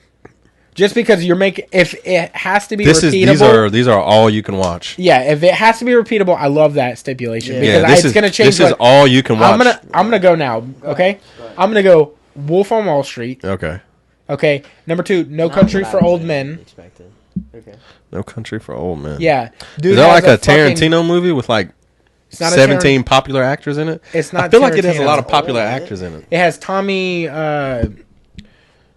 God, the fucking old cop guy. Tommy Lee Jones? Tommy Lee Jones. He's the main investigating cop on the scene. This dude's running around with a fucking cow. It's a nail gun, but it's meant to kill cows right in the head. Oh, the thing that blows. Okay. Yeah, and it has 60,000 cattle. Who's the dude that did Thanos? Oh, shit. Something Bronson. No. Brolin. Michael Brolin? No, Josh Brolin. Josh Brolin. He is the guy. He finds money in the desert in this truck that he doesn't know is like drug money, and then he's getting shot at and shit. Shut the fuck up, dude. I knew you were what? Have y'all watched this together? No, because I'm terrible at telling stories. And then he just started shooting. They just started shooting at his ass. Fuck you guys. And that's the movie. Maybe we could have let him go with the other movie. He wouldn't have given us anything. There's a girl and somebody gets beat up and then she runs around a lot. And then he was like, oh, don't. Anyways, No Country for Old Men is my number 2. And then my number 1 has got to be 4 Christmases. What? 4 Christmases with Vince Vaughn and Reese Witherspoon? That's your funniest? That's your funny? That's my funny, yeah, of the 3. What's your But look, Wolf on Wall Street's funny too. Wolf on Wall Street was great. It's fuck! You know what? I'll take one of them out. I'll let y'all choose which one that is. Casino. What's your list? Casino's gonna have to go back. To me, the best mom movie of all time. Let's make it 5. Okay, go 5. Go 5. Go 5. Hey, shut the fuck up, dude. Go 5. I want to add Heat on there too. Heat? What is that about? Heat. Okay. Now I'm just doing it on purpose because it's fucking funny. He saw the movie last night. Yeah. No. Robert De Niro is part of like a okay, shut the fuck up. He's gonna tell it all. Y'all should really watch it. So Robert De Niro is this girl, right? You asked me. What do you want me to say? Anyways, Robert De Niro and the dude that played the ice guy from your movie that can't talk now. Arnold Schwarzenegger and Batman? No? About Val Kilmer. Yeah, Val Kilmer. So they're robbing banks. They're doing one last job. and they have this dude that they have to hire that's not part of the crew normally. And while he runs away, they shoot him. That's not okay. So that's not even part of the story no more. But Al Pacino is investigating him. They're like, "Yo, I'm on to this dude. He's been knocking around these banks." Well, they're doing one last big job, and so every bank robbing movie ever. Yeah, but the point of the movie Heat is like Al Pacino's having this conversation, or Robert De Niro's having this conversation with the love interest, and he's like, "I have to leave when there's heat around." So I got to leave anything about my world. I got to be able to drop of a hat. Let me guess before you continue. He falls in love with a girl and ends up choosing the girl over the money. No. Okay. He does fall in love with the girl, but he gets in the situation he like gets fucked up and stays a little too long, and then he tries to do the thing. Al Pacino does something. Yeah. Let's fucking watch the movie. Shoots him, guys. That's my top 5. Heat. Wolf on Wall Street, No Country for Old Men, Casino, Four Christmases. I'm set for life. Honestly, now that you say that, I think Ocean's 11 would be a good. The whole trilogy. The whole trilogy is dope. I fuck with those movies heavy. Dude, and what I love about that, the first one, Ocean's 11, there's something about the like little bit of the kind fucking of brothers with the monster stuff. truck, the mini RC car. I love it. I love it when I think it's Ocean's 12, they say, "You got to play Julia Roberts." I don't look shit like her. Yeah. Bitch, you're Julia. I love that they did that shit, dude. So good. Man, those movies are so good. I love a good trilogy though. Yeah. What's your 5? Or are you 5? Yeah. 5, 7 definitely. Have you ever seen 7? 7's so fucking good. I love a good thriller with Morgan Freeman and Brad Pitt. Yeah. You've seen the. You want me to tell you the story? No. It's a 7 deadly sins. Yeah. Okay. So basically, there's a serial killer going around. It's Saw before Saw happened. Yeah, it's a dude killing people who've committed 7 deadly sins, but they're different people. But you'll know a clip from it. What's in the fucking box? That's from that movie. Okay. But what's in the box? And the best scene, and I love the quote because it doesn't give it away. Even knowing that scene, the what's in the box, you don't know what happened? Yeah. Do you? You have no idea what's in the biggest plot twist, it's not cornflakes. Hey, look, it's fucking Beard meets food. Oh, he's awesome. He just got a divorce from his girl, too. There's no more Mrs. Beard. He did a video on her on his other podcast with his homeboy. Also, fuck my parents for not saying, you can record yourself eating and make millions of dollars every year. You can just eat. Also, you know what's wild is like he's in really good fucking shape. And it's because he fasts every other day that he's not doing this. He doesn't eat. He said he only eats like salads and shakes and go gets his health checked. All he does is eat this shit. Have you ever watched a video with her in it? Yeah. She's tiny. Yeah. She's super fucking short. Yeah, she's super small. But he films her from like an eye level, like filming her like this. Because I think he's GoPro. All this shit's GoPro. I don't know if he has when he's by himself. But he has a camera guy now that follows him. I guess he got one of his friends now is like rich as shit. He's like top 10 in the world. Yeah. Consistently. Yeah. Well, now he had to back it down. He was uploading 2 videos a week. He came out and was like, dude, I can only do it like every couple of weeks. And I was like, it's just taking a fucking toll on my body. Crazy. But no, back to my movies. Yeah, back to your movie. Sorry. 7, definitely. 7's awesome. This movie called Life with Martin Lawrence and Eddie Murphy. Dude, you're fucking killing this list. Okay. That movie to me is the greatest movie of all time. It's if I had to pick one, goddamn funny. Life is funny, but then it's like, oh shit, it's deep. Yeah. Like, they're spending life in jail and then they get out at the end. Room. Yeah, and then you got that scene. I have 3 people's funerals I have to perform that at. Like, my homeboy's Logan's parents, his mom's like, you better say that. You better say that at my funeral. I was like, you know that movie? I was like, I don't think the scene where they're all in the bunk beds and they're talking. They're in prison basically, and they're basically living the outside world, and they're all talking it out. Yeah, because this dude, it's so goddamn good. Because Eddie Murphy's character was like, I'll tell you the first thing of how they met. So Eddie Murphy and this other character, Eddie Murphy and Martin Lawrence. Martin Lawrence was like this little banker tight suit guy. Eddie Murphy's like this street dude. He's like coming in there pickpocketing people. And it's like based in the 30s. Yeah. So they're like, oh man, he's jumping in here tonight. Well, Martin Lawrence is in here eating with his wife. Ain't got money to really pay the bill, but he owes a bookie. Yeah. Fucking Eddie Murphy meets him in the bathroom, pickpocket him a little bit, steals his money. Now dude ain't got money to pay for dinner. But also Eddie Murphy owes the same dude some money. Yeah. So they end up like getting strapped together, and he's like, well, let's kill one of them and da-da-da. And Eddie Murphy's like, oh, man, you ain't got to kill him, man. He ain't no square. Like, I'll pay you your money. It's like, I got some booze I need to take down to so-and-so. Yeah. So they end up having to team up to go take some booze, and it just takes them on like a fucking roller coaster. For the rest of their life, they're literally bonded together. Like, yeah. Damn. Yeah. Because it's so fucking they're trying to bootleg some liquor and shit. Then they get hustled. They lose their money. And then they just like become friends. Yeah. Then they're in jail for so long, they become enemies. Yeah. And then at the end of the movie, they like get out on like some sneaky shit. And then it's just like, but you'll see like super funny dialogue in it. Yeah. And then it goes to like, oh, these motherfuckers are doing life in jail. They play baseball in prison together. Dude, it's so good. You just gotta watch it. But there's like so many, they go through their whole life in jail. Everything. And then there's one scene where everybody's dying and it has them like getting old and shit and walking away. And it's playing this sad ass song. You're like, man, fuck, dude, fuck. But so 7, Life. This new movie I watched, it's not new, but it's old. It's called Memento. I haven't seen that yet. Probably, I watched it. It's really good. I watched it. You got ADHD? ADHD or HD? Do you have ADHD? Yes. Okay. To both. Do you have medicine? No. Okay. Find some medicine, take it, then watch it. Really? Because you won't. If you have ADHD, you won't be able to keep up. Because it's this dude who. It's this dude. Have y'all ever seen L.A. Confidential? No, I want to see that too. Okay, so there's an actor in that movie that's in this. He's the main character. But the moral of the story is this dude is married, has a wife. Him and his wife, somebody breaks into their house. They thought nobody was home. The wife was in there peeing or something. So they got the wife tied up. They're like about to rape her and kill her and shit. The husband wakes up. They don't know the husband's home either. He comes in there, kills one dude, not knowing there was another dude like down the hall. He comes in and like hits him in the head with something hard. So he can't remember shit past that moment. His wife died. He can't remember shit past that moment, but he can remember everything before.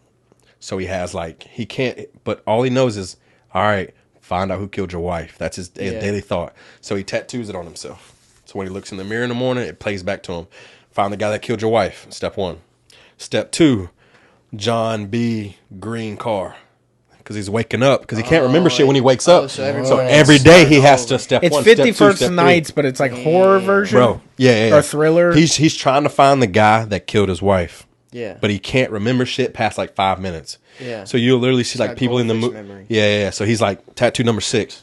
And he has to write it down real quick or he'll forget it. Best plot twist I've ever seen in my goddamn life, dude. It's so good because you're just like, because it starts from the end of the movie. Yeah. Goes back step by step. So it goes back to not how his wife died. It goes back to, all right, how did today start? Yeah. Okay, what were you doing last week? What were you doing 2 months ago? Damn, and then it all levels up. So those 3. What else? I can't think. Life, 7, Memento. I love Shutter Island. Shutter Island slaps every time. Shutter Island. It's hard to not have a Leo movie in your shit. I've watched that shit so many times, and I still Catch Me If You Can is really The Departed. I still haven't seen I've seen like the first 30 minutes of The Departed. The Departed, the way it ends, whoa. And then obviously I just watched it recently on Shrooms. The Great Gatsby's and good. it was that's another. Tobey Maguire's in that thing. Interstellar was really good. I haven't seen that. I want to see that too. It's really. I don't like watching shit alone, so I have to have somebody that wants to watch something and watch it with them. Yeah, that one's good. Django, obviously. I don't know why that movie's so fucking funny to me. It is. Django is just so goddamn funny to me because it's like it's supposed to be a sad story, but it's hard to feel sad because he's like the one coming up and saving. What is the Christopher guy? Christopher, not Nolan, but I know the dentist guy. He plays in Glorious Bastards and shit. He plays great in every fucking movie he's ever in. And Glorious Bastards, dude, I still haven't seen it. That's the only one I haven't seen attention. Pulp Fiction was really good. I stayed away from it because it was on everybody's shirt and shit. I'm like, this movie's too hype. I only watched it. Dogs, dude. Have you seen that? I haven't watched Reservoir Dogs either. Dude, I stay away from. I still haven't watched a lot of military movies. Like I still haven't seen Saving Private Ryan. Me neither. I hear that's great. I seen Jarhead, and then the only scene I saw was when the dude's wife sent in a videotape of her cheating, and I was like, I can't watch this. I was like, Saving Private Ryan is. I was like, what? That one's a really really good movie. And I gotta throw a rom-com in there. P.S. I Love You with what's the dude with the lip that's in everything? He was in Law Abiding Citizen. He was Jared. No. Gerard Butler. Not Jared. He's in P.S. I Love You. Have you ever seen it? I think I have. It was in the background. Yeah. Yeah, it was in the background. Yeah, I've seen it. He has cancer. The movie starts with him having cancer, but he leaves like a like not necessarily puzzle, but like what's the things where you find a clue and move on to the next clue? Yeah. Treasure hunt, scavenger hunt, like a scavenger hunt. Blues, clues. So he ends up blues, not a lot of clues. He ends up dying and like leaving his wife like, yeah, here's 2 plane tickets to Ireland. Take you and your best friend and go. Movie ends with like he doesn't want to leave her alone, so he hooks him up with like his old best friend from Ireland. Damn. And it ends like that because he's like, I promise you, I'd never leave you alone. Like, and she obviously doesn't move on with the dude, but he was like, your husband came to me like before you died and was like, I'm gonna have her scavenger hunt over here, and then like in the movie. So those are probably my top 5. But you didn't finish your 5. Yeah. I love movies that I haven't seen. Like when you guys say some shit, and I'm like, I love discussing movies. I just watched Ocean's 11 the other day, by the way. Too. Yeah. Is he as good as his brother? Oh yeah. Is he? I think he's as good as Gordon, but he has body problems. Like he literally has no ACLs anymore. Yeah, his knees are. They're fucked. Yeah. That must suck. Also, being that's your brother and y'all aren't cool like that anymore. Yeah. Well, they are now. Are they? Yeah. Apparently, to me that whole shit was just like there's still some weird.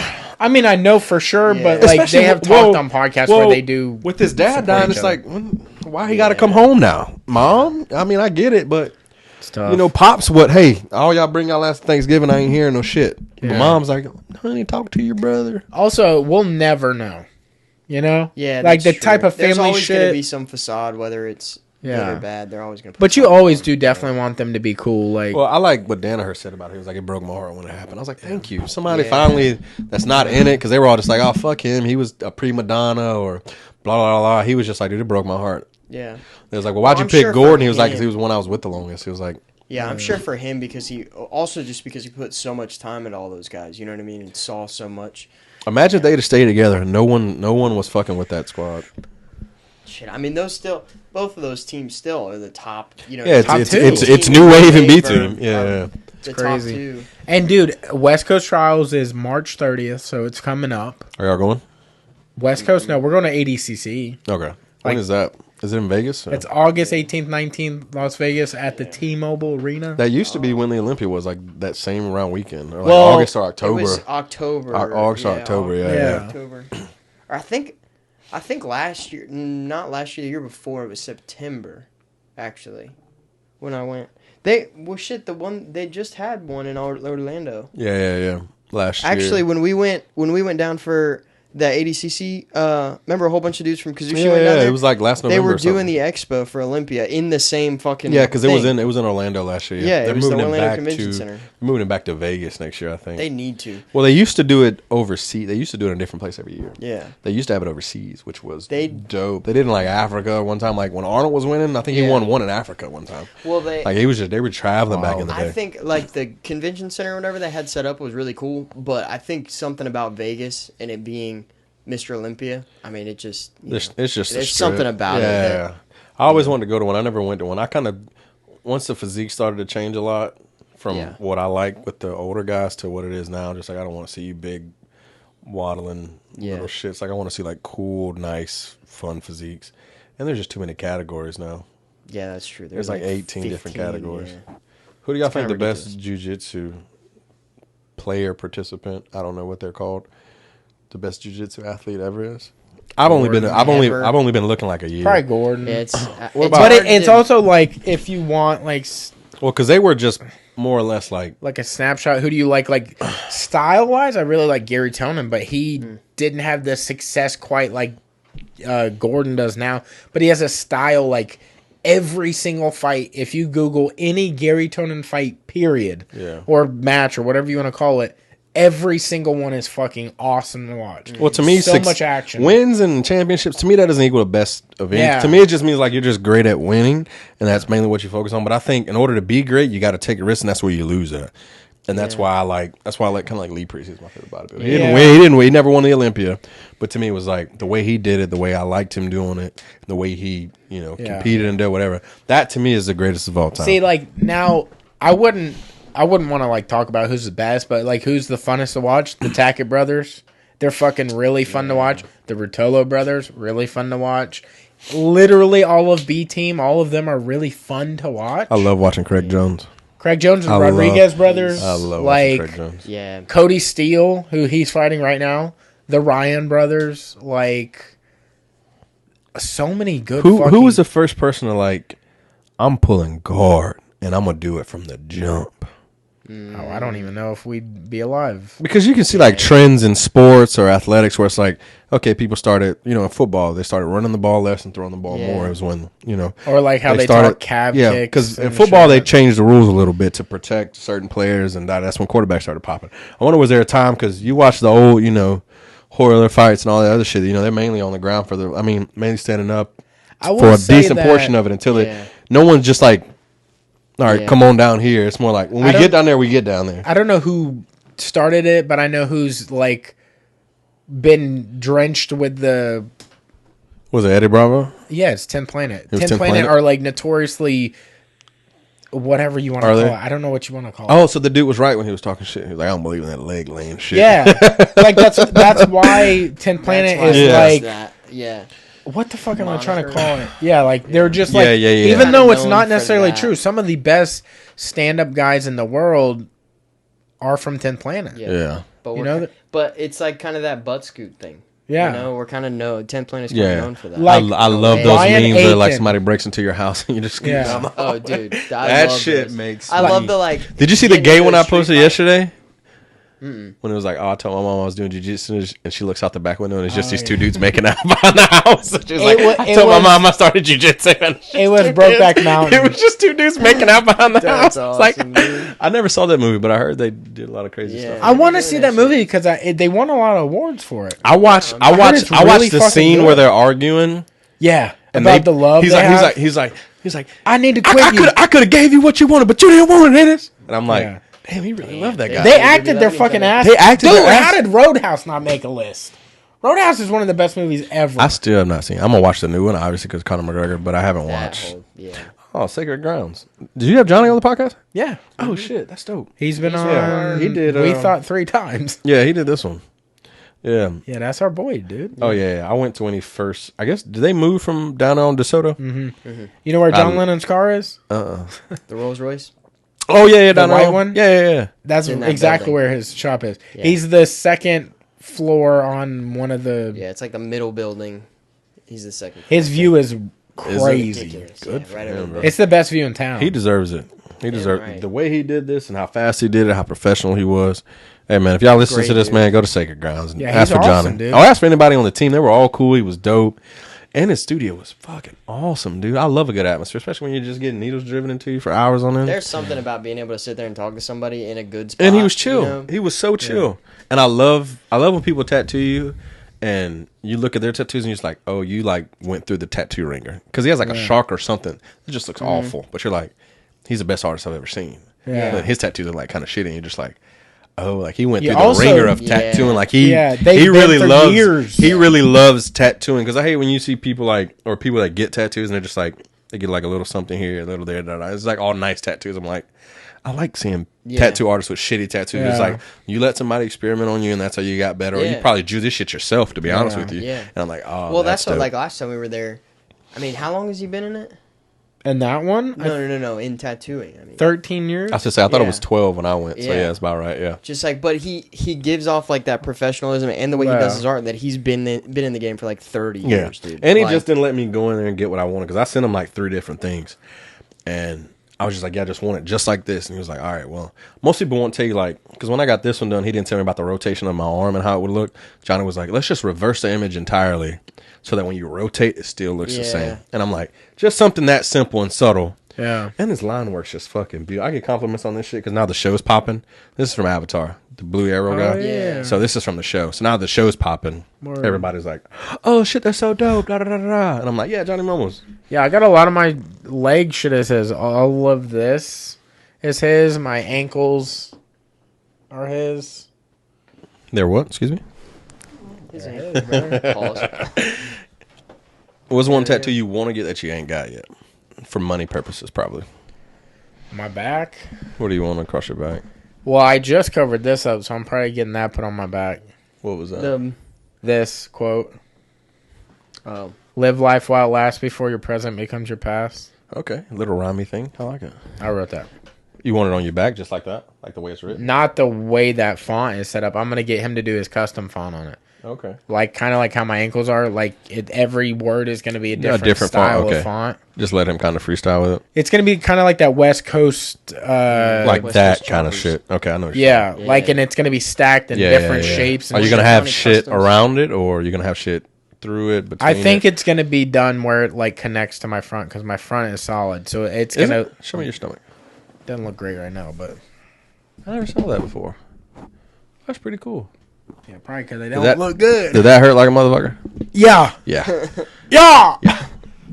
Yeah. Yeah, dude, it fucking hurt. The moment I'm officially done with bodybuilding, I'm going to just get my back at it.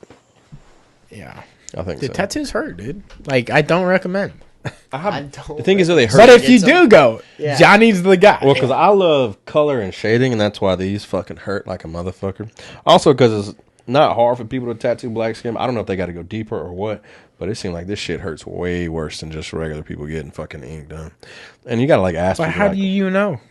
You are not regular people. I asked the dude, I was like, yo, can you do color? And he was like, no. So I left. I was like, all right, cool. He was like, not on dark skin. I was like, thank you for your honesty. I appreciate that. I'm getting the fuck out of here. Got to be different. Yeah. No, something's got to be different. Like I think because he mixed a few colors to get the color he wanted. He just couldn't go with the color he wanted. Yeah. So he mixed a few. But I just love color. I mean, I think all of my tattoos would be anime. This fucking elbow had to be done 3 or 4 times solid in order for it to stay. Yeah. Luckily, all of mine were just which is wild because this wasn't done by Johnny, but this knee piece was done 1 time. By Johnny.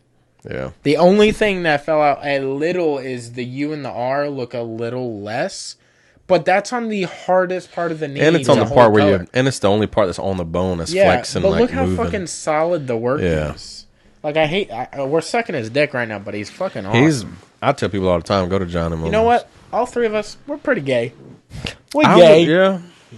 I was bi-curious maybe a little. No, I'm just kidding. My mama, I'm sorry. Dude, okay, look. We're not gay, but is there a guy you would kiss on the lips, like a famous guy that absolutely, and his name is Ryan Gosling. He's not just Ken. No, mine would be what's that boy married to Blake Lively?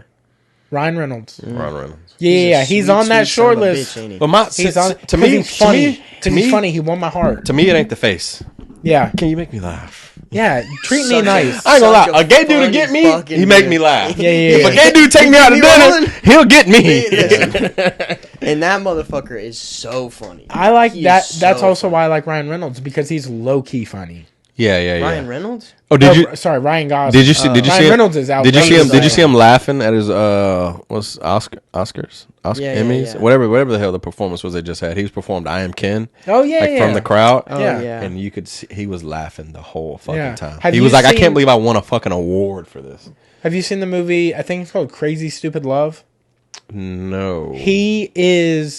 Ryan Gosling is like being the wingman or like the hitch.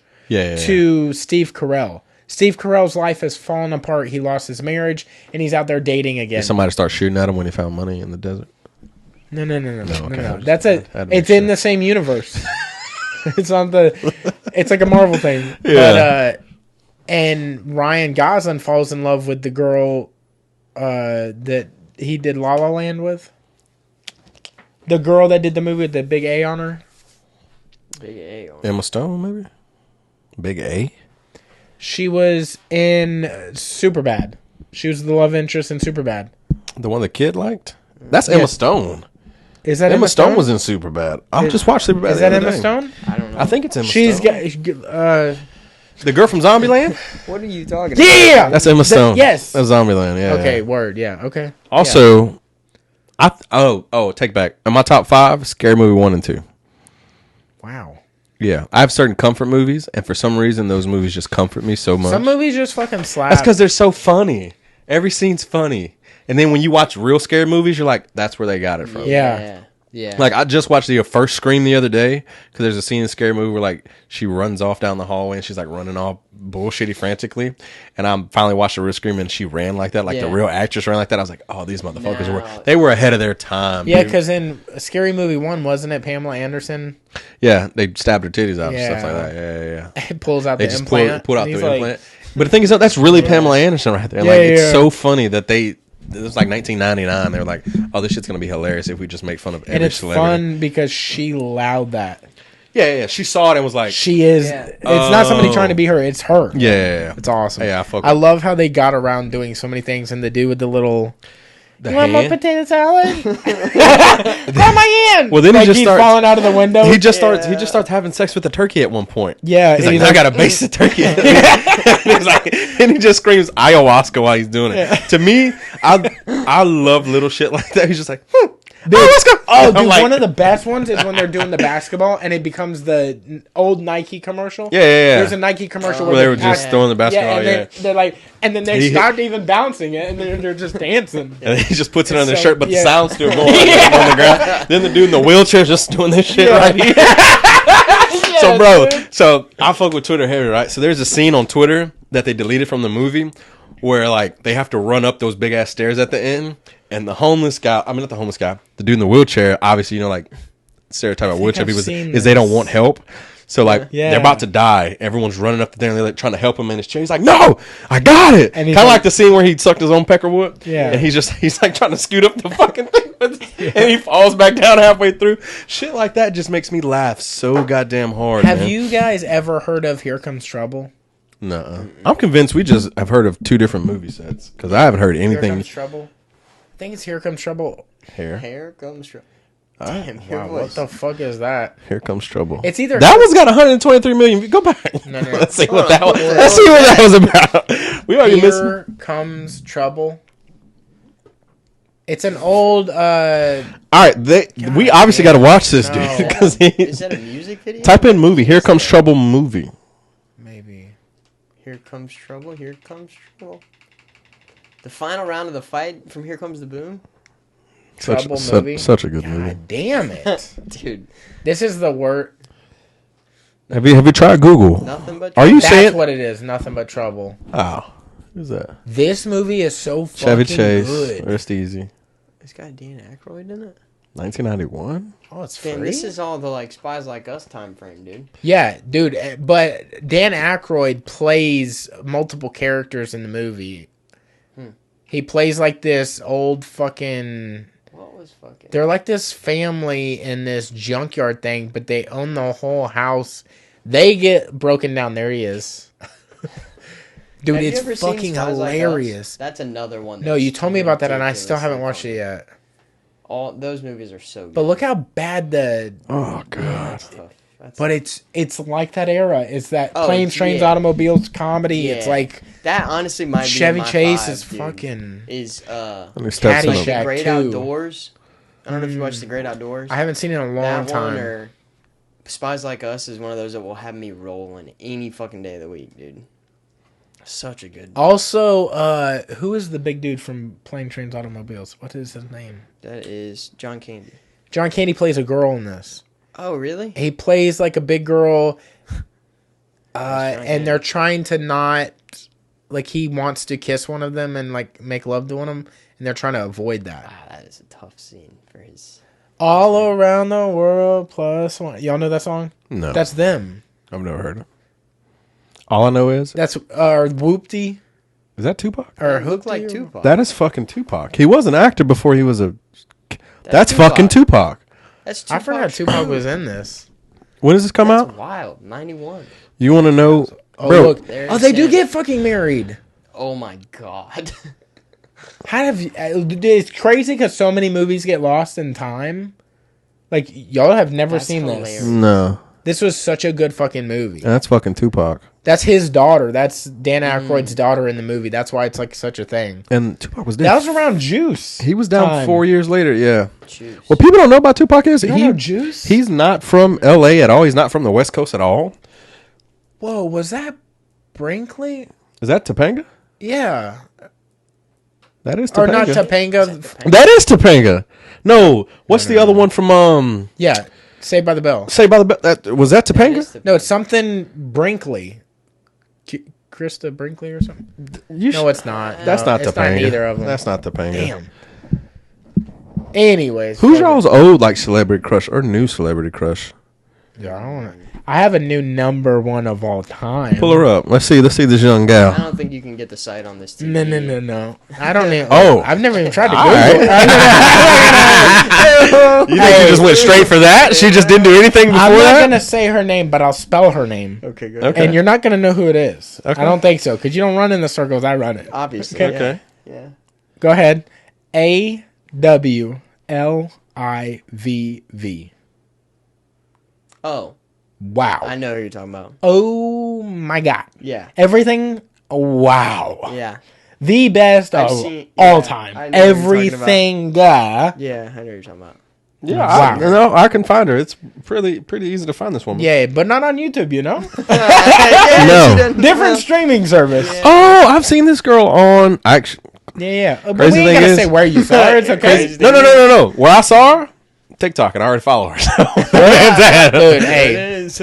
Yeah, no, awesome. Yeah. This is you. This is what you like. Brother, Look I at would her, drop look my at him. life. I see you. shit. I see you. And that ain't even why neither. It's the Oh, structure well, of she has a. Oh, I don't think It's that's her man. everything. I thought It's she had a everything. boyfriend, not her man. This No, is no. some other guy. I think Hey, she might she's have single to multiple- me, She man. might have multiple of them. She's single to me, man. This is your type. Yeah. Yeah. I could see this. All right. 100%. All right, guys. All Watch right. your mouth. I can see That's it. my makes lady. sense. Okay. That makes sense. I'm not mad at it.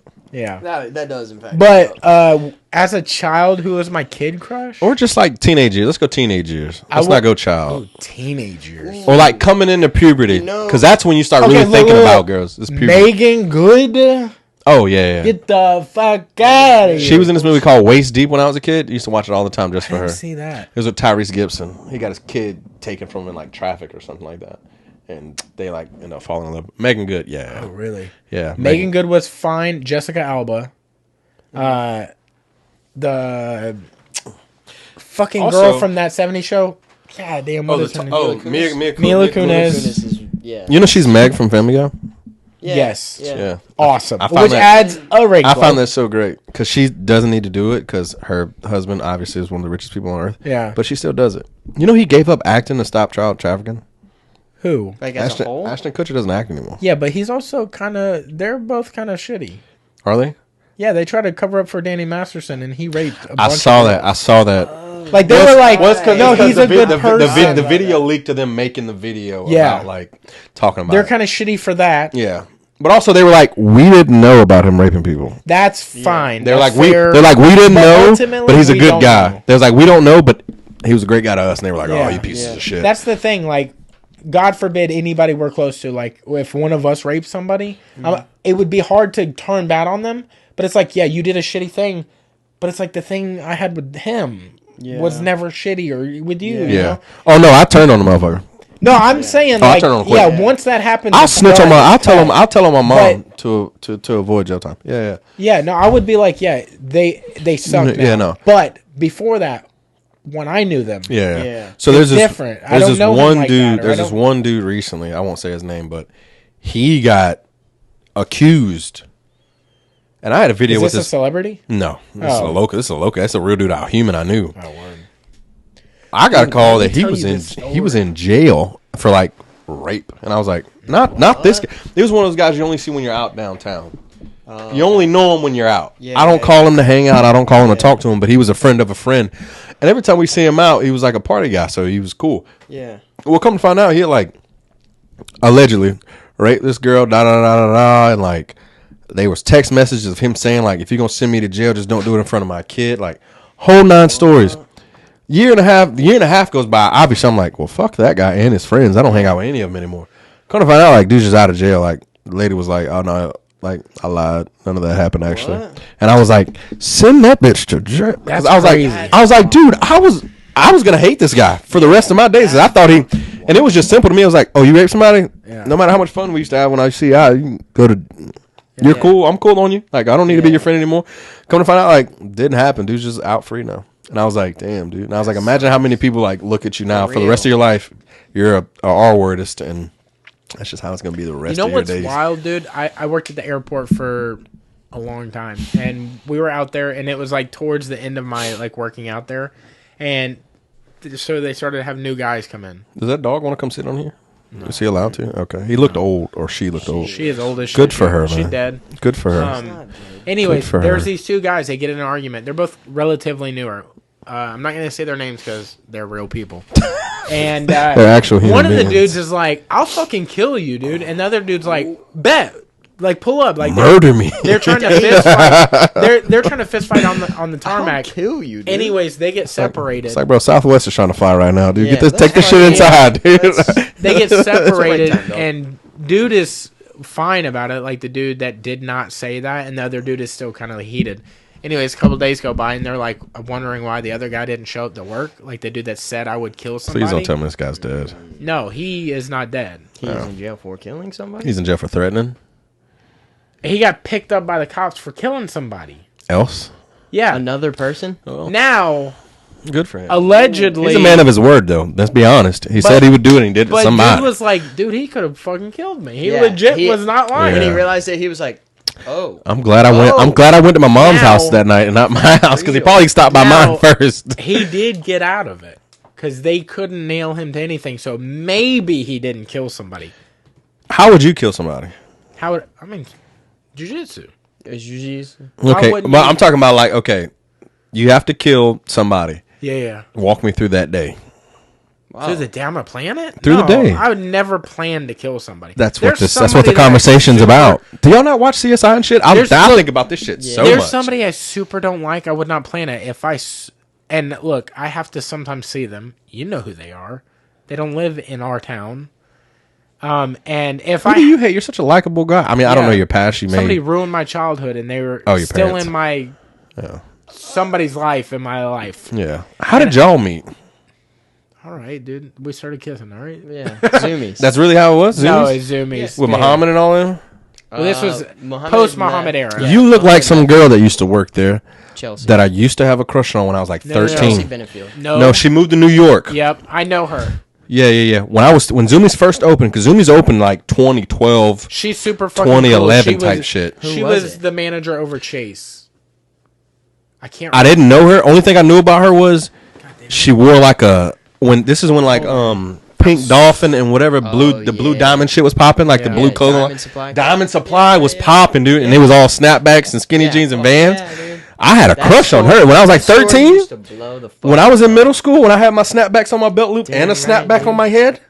You're crazy. That's tough. I used to have a big crush on that. I followed her up until like a year and a half ago. Then I looked at her, I was like, oh man, she does not like dudes. Number one, I was like, number two, she moved to New York City. I was like, good for her. I didn't never talk to that woman a day in my life, but I thought that's her. Let me see. I'll be damned. It sure her name is not B, so I don't know what the fuck her real name is. I can't remember it. But I remember. Oh, I wish I could scroll so far to get back to like. I just got back up with her. I was like, how have you been, dude? Yeah, I'm gonna just start liking random shit. 4 years back. But let me see if I can find like her air. Oh, but yeah, we met at Zoomies. None go back that far for her. But yes, this is her. That's so crazy. Yeah. I used to fancy this girl. I used to go in there and play like I was talking to my. She's super dope. I don't think she's into men, the hanging kind. Yeah, no. I got that once I grew up and I was like, she wore so many skinny jeans and snapbacks. But she's always been cool. I used to go in there, act like I was talking to Muhammad, and I used to just straight up be like, just what's up? Yeah, I'd be like, because I went to school with Yusuf. That was my excuse to go in there. I was like, oh, how's your brother? The whole time I'm like, I really want this tall. Did y'all go to school together in middle school? Yeah, we went to Brown Bars together. Oh, okay. Yeah. But yeah, that's so funny that you know her. Yeah, she was, I know her through Zoomies. It's not like I knew her outside. Did you have like a school crush like in town? Somebody that we can see, like you still follow? A school crush? Like somebody you're like, or just not like somebody you saw in town and you're like, I like this person. I'm going to be honest with you. When I was in high school, I was literally just focused on skateboarding. I didn't kiss, make out with nobody. Gay boy. I'm kidding. I love. No, I did make out with this girl. I love all people. I want that to be I didn't known. date anybody in our school. Did you not? None. Well, Scamby is hard for your type because you see the white what the trash. Fuck do y'all mean my type? Did you have tattoos and shit back then?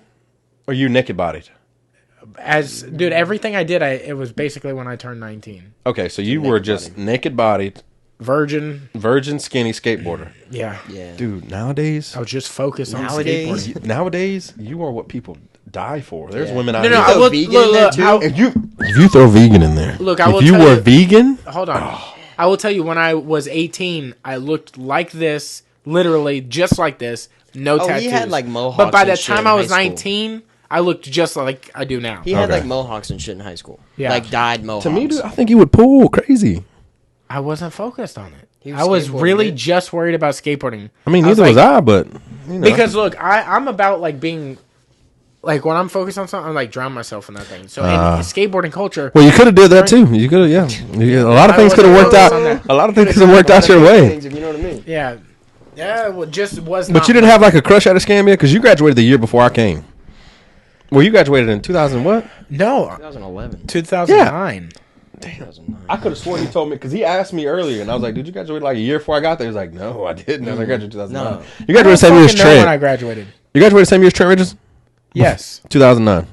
Yeah, so okay then. Yeah, 2009. I came in 05. Stayed a little too long. Good left at 09. Well, no, you came in there 05. Yeah, it's the right year. Yeah. That's right. Well, no, because you got done with school in the beginning of 09. 4 years is all you did. Nope. I did 5 years. You failed a grade? I did not try to pass a grade. My 10th grade year, I was convinced... You were going to go pro skateboarding. No. Oh. I knew skateboarding was never in the books. Even it was a passion. I wonder at what point do people realize, like, damn, the one thing I wanted to do, and they asked you as a kid, as soon as I started skateboarding, I knew I was like, I should be picking this up faster. What is going on? Why am I so happy about an ollie? Like, nobody cares. Are you mad that you quit? No, because nowadays you could just literally, with your tattoos and stuff and, like, who you are, a jiu-jitsu skateboarder, I really cannot do both. His voice reminds me of, a lot, Michael Smiley. I know him.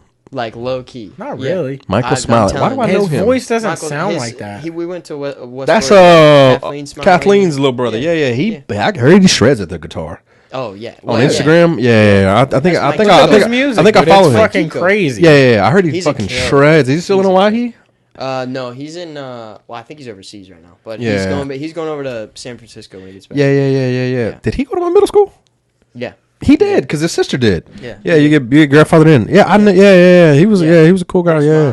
Did not expect him to go in the military though. I'll tell you that now. I did. His dad was Navy through and through. Well, I knew his sister, and I figured if she's not like that at all, she's not like militant or anything like that. Yeah. But yeah, he was dead. High school was his time to be like, fuck it, I'm gonna do whatever. Because after he graduated, he was like, his dad was like, you're going in the military. Yeah, but I saw a video of him maybe a year or so ago. He was shredding because I picked up the guitar for like 6 months. Yeah, I said, oh, this shit takes time. Him in Hawaii, when he was in Hawaii, it was like ridiculous. This shit takes time, and it ain't like jiu-jitsu where you do a move and you can get better at that move in 5 days. No, you can do this riff all you want to. You ain't getting no goddamn. Dude, that shit. Do you follow Sean Applegate, like our head instructor? Trapplegate Tempe. Sean that comes in and does seminars for like team training. I don't follow people until I see him.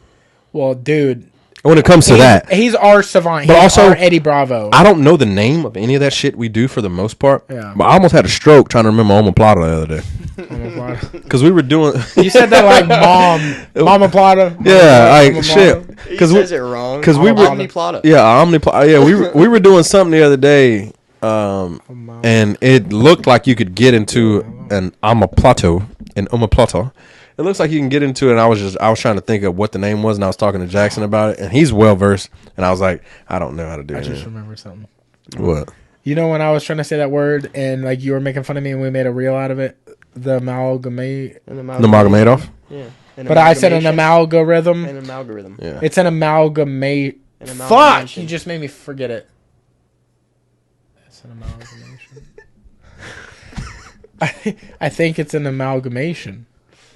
An abomination? No, amalgamation is a legit word. But I got it confused with algorithm and something else. It's an amalgamation. He took 30 minutes of jiu-jitsu class one time trying to remember the name of it. An amalgamation? What is it? It's an amalgamation. The action or process of uniting or merging two or more things. And that's exactly what I meant fucking 3 years ago. Yeah. It's what did I do? It's an amalgam. Oh, he took like 30 minutes of class one time trying to remember the name or something. And we all joined in. Who? We all joined in. It was for Josh. It was P, the P word. He was like, it starts with a propensity. Propensities. I still don't think that was the right word. Was it propensity? It was propensities. Was it? I thought it was something else. Yeah. But he was sitting there for like 30 minutes, and we all just stopped class and just like joined in trying to help this motherfucker. Everybody was like, "It's proclivity." I'm like, "Yeah." It's because we had Josh on. Yeah. And I was sitting like, there thinking about it too during the podcast. He's lost a lot of weight. He looks fucking good, dude. He looks good. I don't know that he's lost a lot of weight. I think he has recomped his body. Yeah. Well, yeah. His body has changed. His body composition is changing. But he's still like 210. Yeah. He looks great. He's so fucking cool, and he I can see since I've been there last year, he's gotten so much fucking better. I don't know if he started taking it seriously. I honestly think it's that room, dude. Like just being around all those dudes, man. Well, he goes to go shores a lot. Yeah. Well, he used to go there. I don't know what he does for work. He used to talk about going to jiu-jitsu over there during the day. To bring his ass back over here. Is he gonna be a nurse? I think can't remember what it is. Is he? Yeah. So.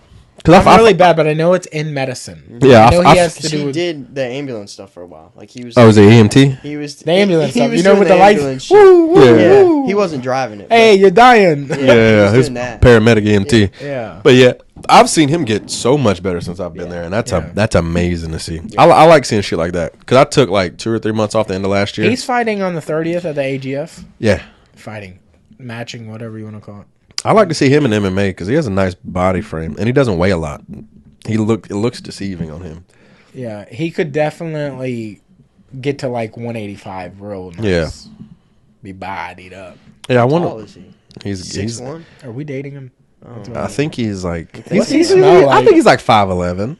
I would say 5'11". He's not 5'11". I think he's. He's 6 foot or 6'1". You think so? Yeah. He might be taller than me. It's hard for me to know because when I look at people, I'm like, oh, you're my height. I just look into his chest the whole time. Like when I talk to you, I'm like, I'm the height of whoever I'm talking to. Yeah. I'm a child. I'm like 5'7". Like, pick me up. Laguna, good. I'm like 5'7". Yeah, there's no hope for me. There was no hope for me in any athletics. I never know we're that different in height until like a photo comes out. Like I talked to Derek and I'm like, God damn, we're both short. Yeah. And then I see the photo and I'm like, all right. Camera adds some inches. Yeah. Not in the right spots, but that's fine. But yeah, dude, the fucking room is awesome. Dude. Yeah, I love all this, especially Bryce. I went to middle school with Bryce, and to grow up and think that you hate him now, it's crazy. No, love him to death, dude. Awesome guy. Is it wild that he's dating Logan? Isn't that weird? Dude, it's good for them though, you know. Yeah. And they both have like interracial couple, ginger with a white guy. That's kind of insane. You don't normally step out on the ginger thing, but it's good. And they seem like two opposite people. Bryce seems like so quiet, nonchalant. Logan seems like he'll spark up a conversation with a squirrel and just going about his day. And he'll be like, you know what, bro? Fuck yeah, man. He's like, man, that's dope. And then he'll do this shit right here. Yeah. That's why that works. And he's so fucking cool about it. We were at Carter's house the other night for the fight. Yeah. And I'm sitting over there, Jackie and I are sitting over there, and Logan's sitting beside me. And like we're watching the fights, and Logan kind of turns to me. He goes, "Hey man, I got a question." I'm like, what's up, dog? He goes, "You think it'd be cool if I like texted you and you like sent me over some like crock pot recipes?" And I was like, "Yeah, dude, that's cool." You do crock pot shit? Why? Just because I cooked for so long.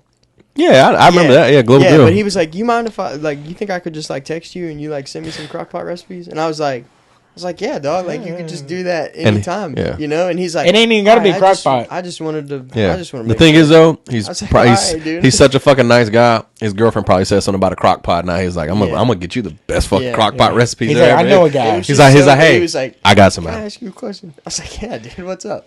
Yeah. And he's so fucking funny, man. He was the first guy where I was like, I like to hang out with you outside of here, man. Like, what are you doing? Like, what are you doing on weekends? Like, you're a cool fucking cat, man.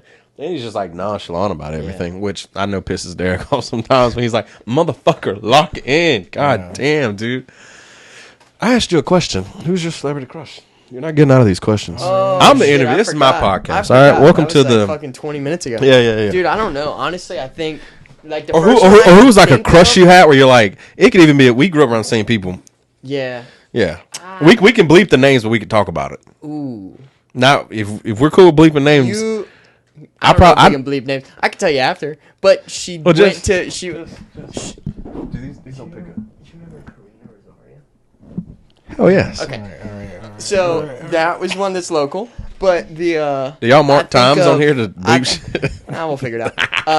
One I can think of, like a movie. We gotta play that one for sure. That one you did when I was young was fucking. Hey, you were in the water with that. Oh yeah. That's got to go. I guess you can't say that. That's gonna be. That's so crazy. Because what if I was one though? Yeah, but I think it would be I don't think we're allowed to have that aired, would we? Be able? I think. Well, I guess she said it. I was saying it because she said it, but I get it. Please do that. I'm going to medical school soon. I think YouTube would be upset. Hey, we're not getting in trouble for some shit you did. Okay, yeah. Just take that. Just take that down. But yeah, no. That Mm-hmm. There was. But y'all should mention celebrities so we know. Like, everybody knows who they are. Celebs. My first one was Sarah Paulson. Sarah Paulson. Look her up. Just type in Sarah Paulson. Was she on some fucking American Horror Story? Yeah, I don't remember her face. Oh, the white lady, the blonde white lady, the blonde. She's evil. Don't get disrespectful. Don't get disrespectful, guys. Brother, don't get disrespectful, guys. Hey, come on. I don't know much jujitsu. That's wild, bro. But don't y'all talk about my baby like that, dude. That woman to me can do no wrong, brother. Dude, okay, I will tell you a childhood crush I had. Like, and what's the girl from Vice Principals? She the one that fucks Danny McBride. You know who I'm talking about? She says he tried to get out. Oh, you remember? Oh, there was a scene from this show called Vice Principals. I haven't seen it. I've only seen the scene where they're talking shit about working at the school together. Him and the other guy. You talking about the blonde chick? No, this is a brunette. Vice Principals leg lock. This lady had my heart when I was a child. Brooke Burke. What was she in? She was in Playboy. Oh. You're just a horny guy. When I was a kid, just watch this one brother, scene. she was on Maxim, too. Well, good for her. Watch this one scene. Which one, her? Yeah. Oh, this is... Dude, you got weird taste, man. Just listen. Hey. Just listen. Just listen.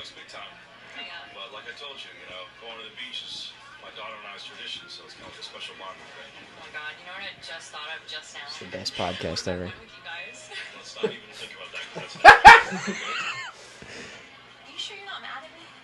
No, I'm fine. You seem weird, kind of distant. I'm not acting weird. Hey, so backstory is like, fuck, obviously he doesn't want to pursue something. I have to tell you something. I'm nervous about. Just don't freak out. This is actually really beautiful. tell me what it is. What is it? Remember that time when you tried to pull out and I leg locked you?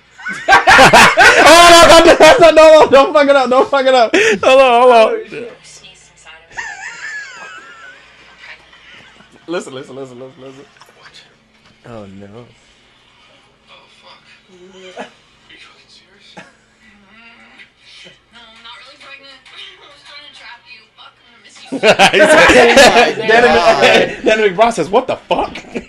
Remember when I like you sneezed inside of me? There's another scene, I don't know if it's from that show, but she's like at dinner with like her husband or something, and she has to like explain her affair to him or something, and she was like, yeah, I trapped him in his office. I just pulled his pants down, and she was like, he tried to fight it, but he couldn't. And I was just like, Vice Principals talking shit. Oh, what the fuck? This remote is fucking trash. Look at it. It's just smashes shit. That's why it does weird things. Vice Principals talking shit. They're literally talking shit about the kids and everything. This show is so fucking funny, dude. It's that thing, but it's like 5 minutes long. It can't be. This show legit has gotten. I think it's this. Truffle butter? There she is. Yes. It's a terrible podcast. I'm sorry. Look at her. Like a fucking dinosaur. Oh, she's got bedhead, too. Oh my god. I can see the edge of her fucking spanks. Look at that. Look at that ass. Ugh. I bet when she gets up here, she smells like bucked buttholes.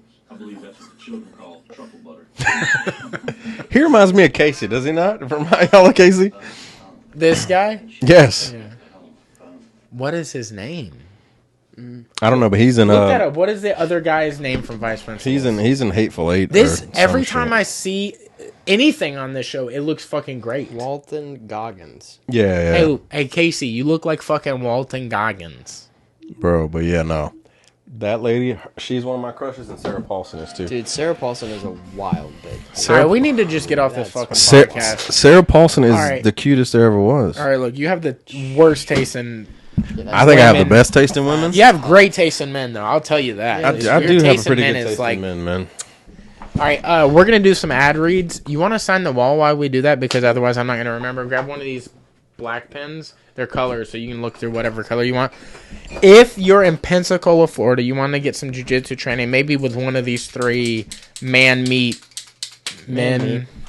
slapping man meat, then come through Kuzushi Club Pensacola, Florida. It's the best gym. We got the best. I mean, we've literally roasted half of the room in here today, but they're all great people. Literally would give you the shirt off their back or the rash guard just to teach you anything, dude. They'll teach you life lessons. They'll teach you jiu-jitsu. You might make lifelong friends with these people. I mean, literally, I don't know Austin from anybody other than from being in that room, and it's like, you're my boy for life over this. Boy for life, yeah. It's crazy. What is the schedule they have? It's Monday through Friday. Monday through Friday. Monday through Thursday, they have fundamentals class from 6 to 7, and then after that, they have a class from 7 till whenever. Monday, Wednesday, Friday mornings, they have classes 9 to 10:30, and then Saturday at 12, there's open mat. And then Friday night, it's at 6. Yep. Friday nights at 6. So it's an awesome schedule. Yeah. You're bound to find some time in there somewhere, way, shape, or form. People are joining all the time, so you're always getting new looks, and you're getting people traveling from other 10 planets, other gyms in the area, cross-train on Saturdays. It's a great look. If they're not in Pensacola, Florida, where can they get some good training at? Panacea Martial Arts, baby. We got stickers of them all over the place in here. But those are our homies out there in Foley. Yes. If you're not over in the Pensacola area, you're over in Alabama, or you just want to get some different looks, go check them out. That is Tony Rayborn's gym. It's a huge gym over there. A bunch of really, really great people. A huge family gym.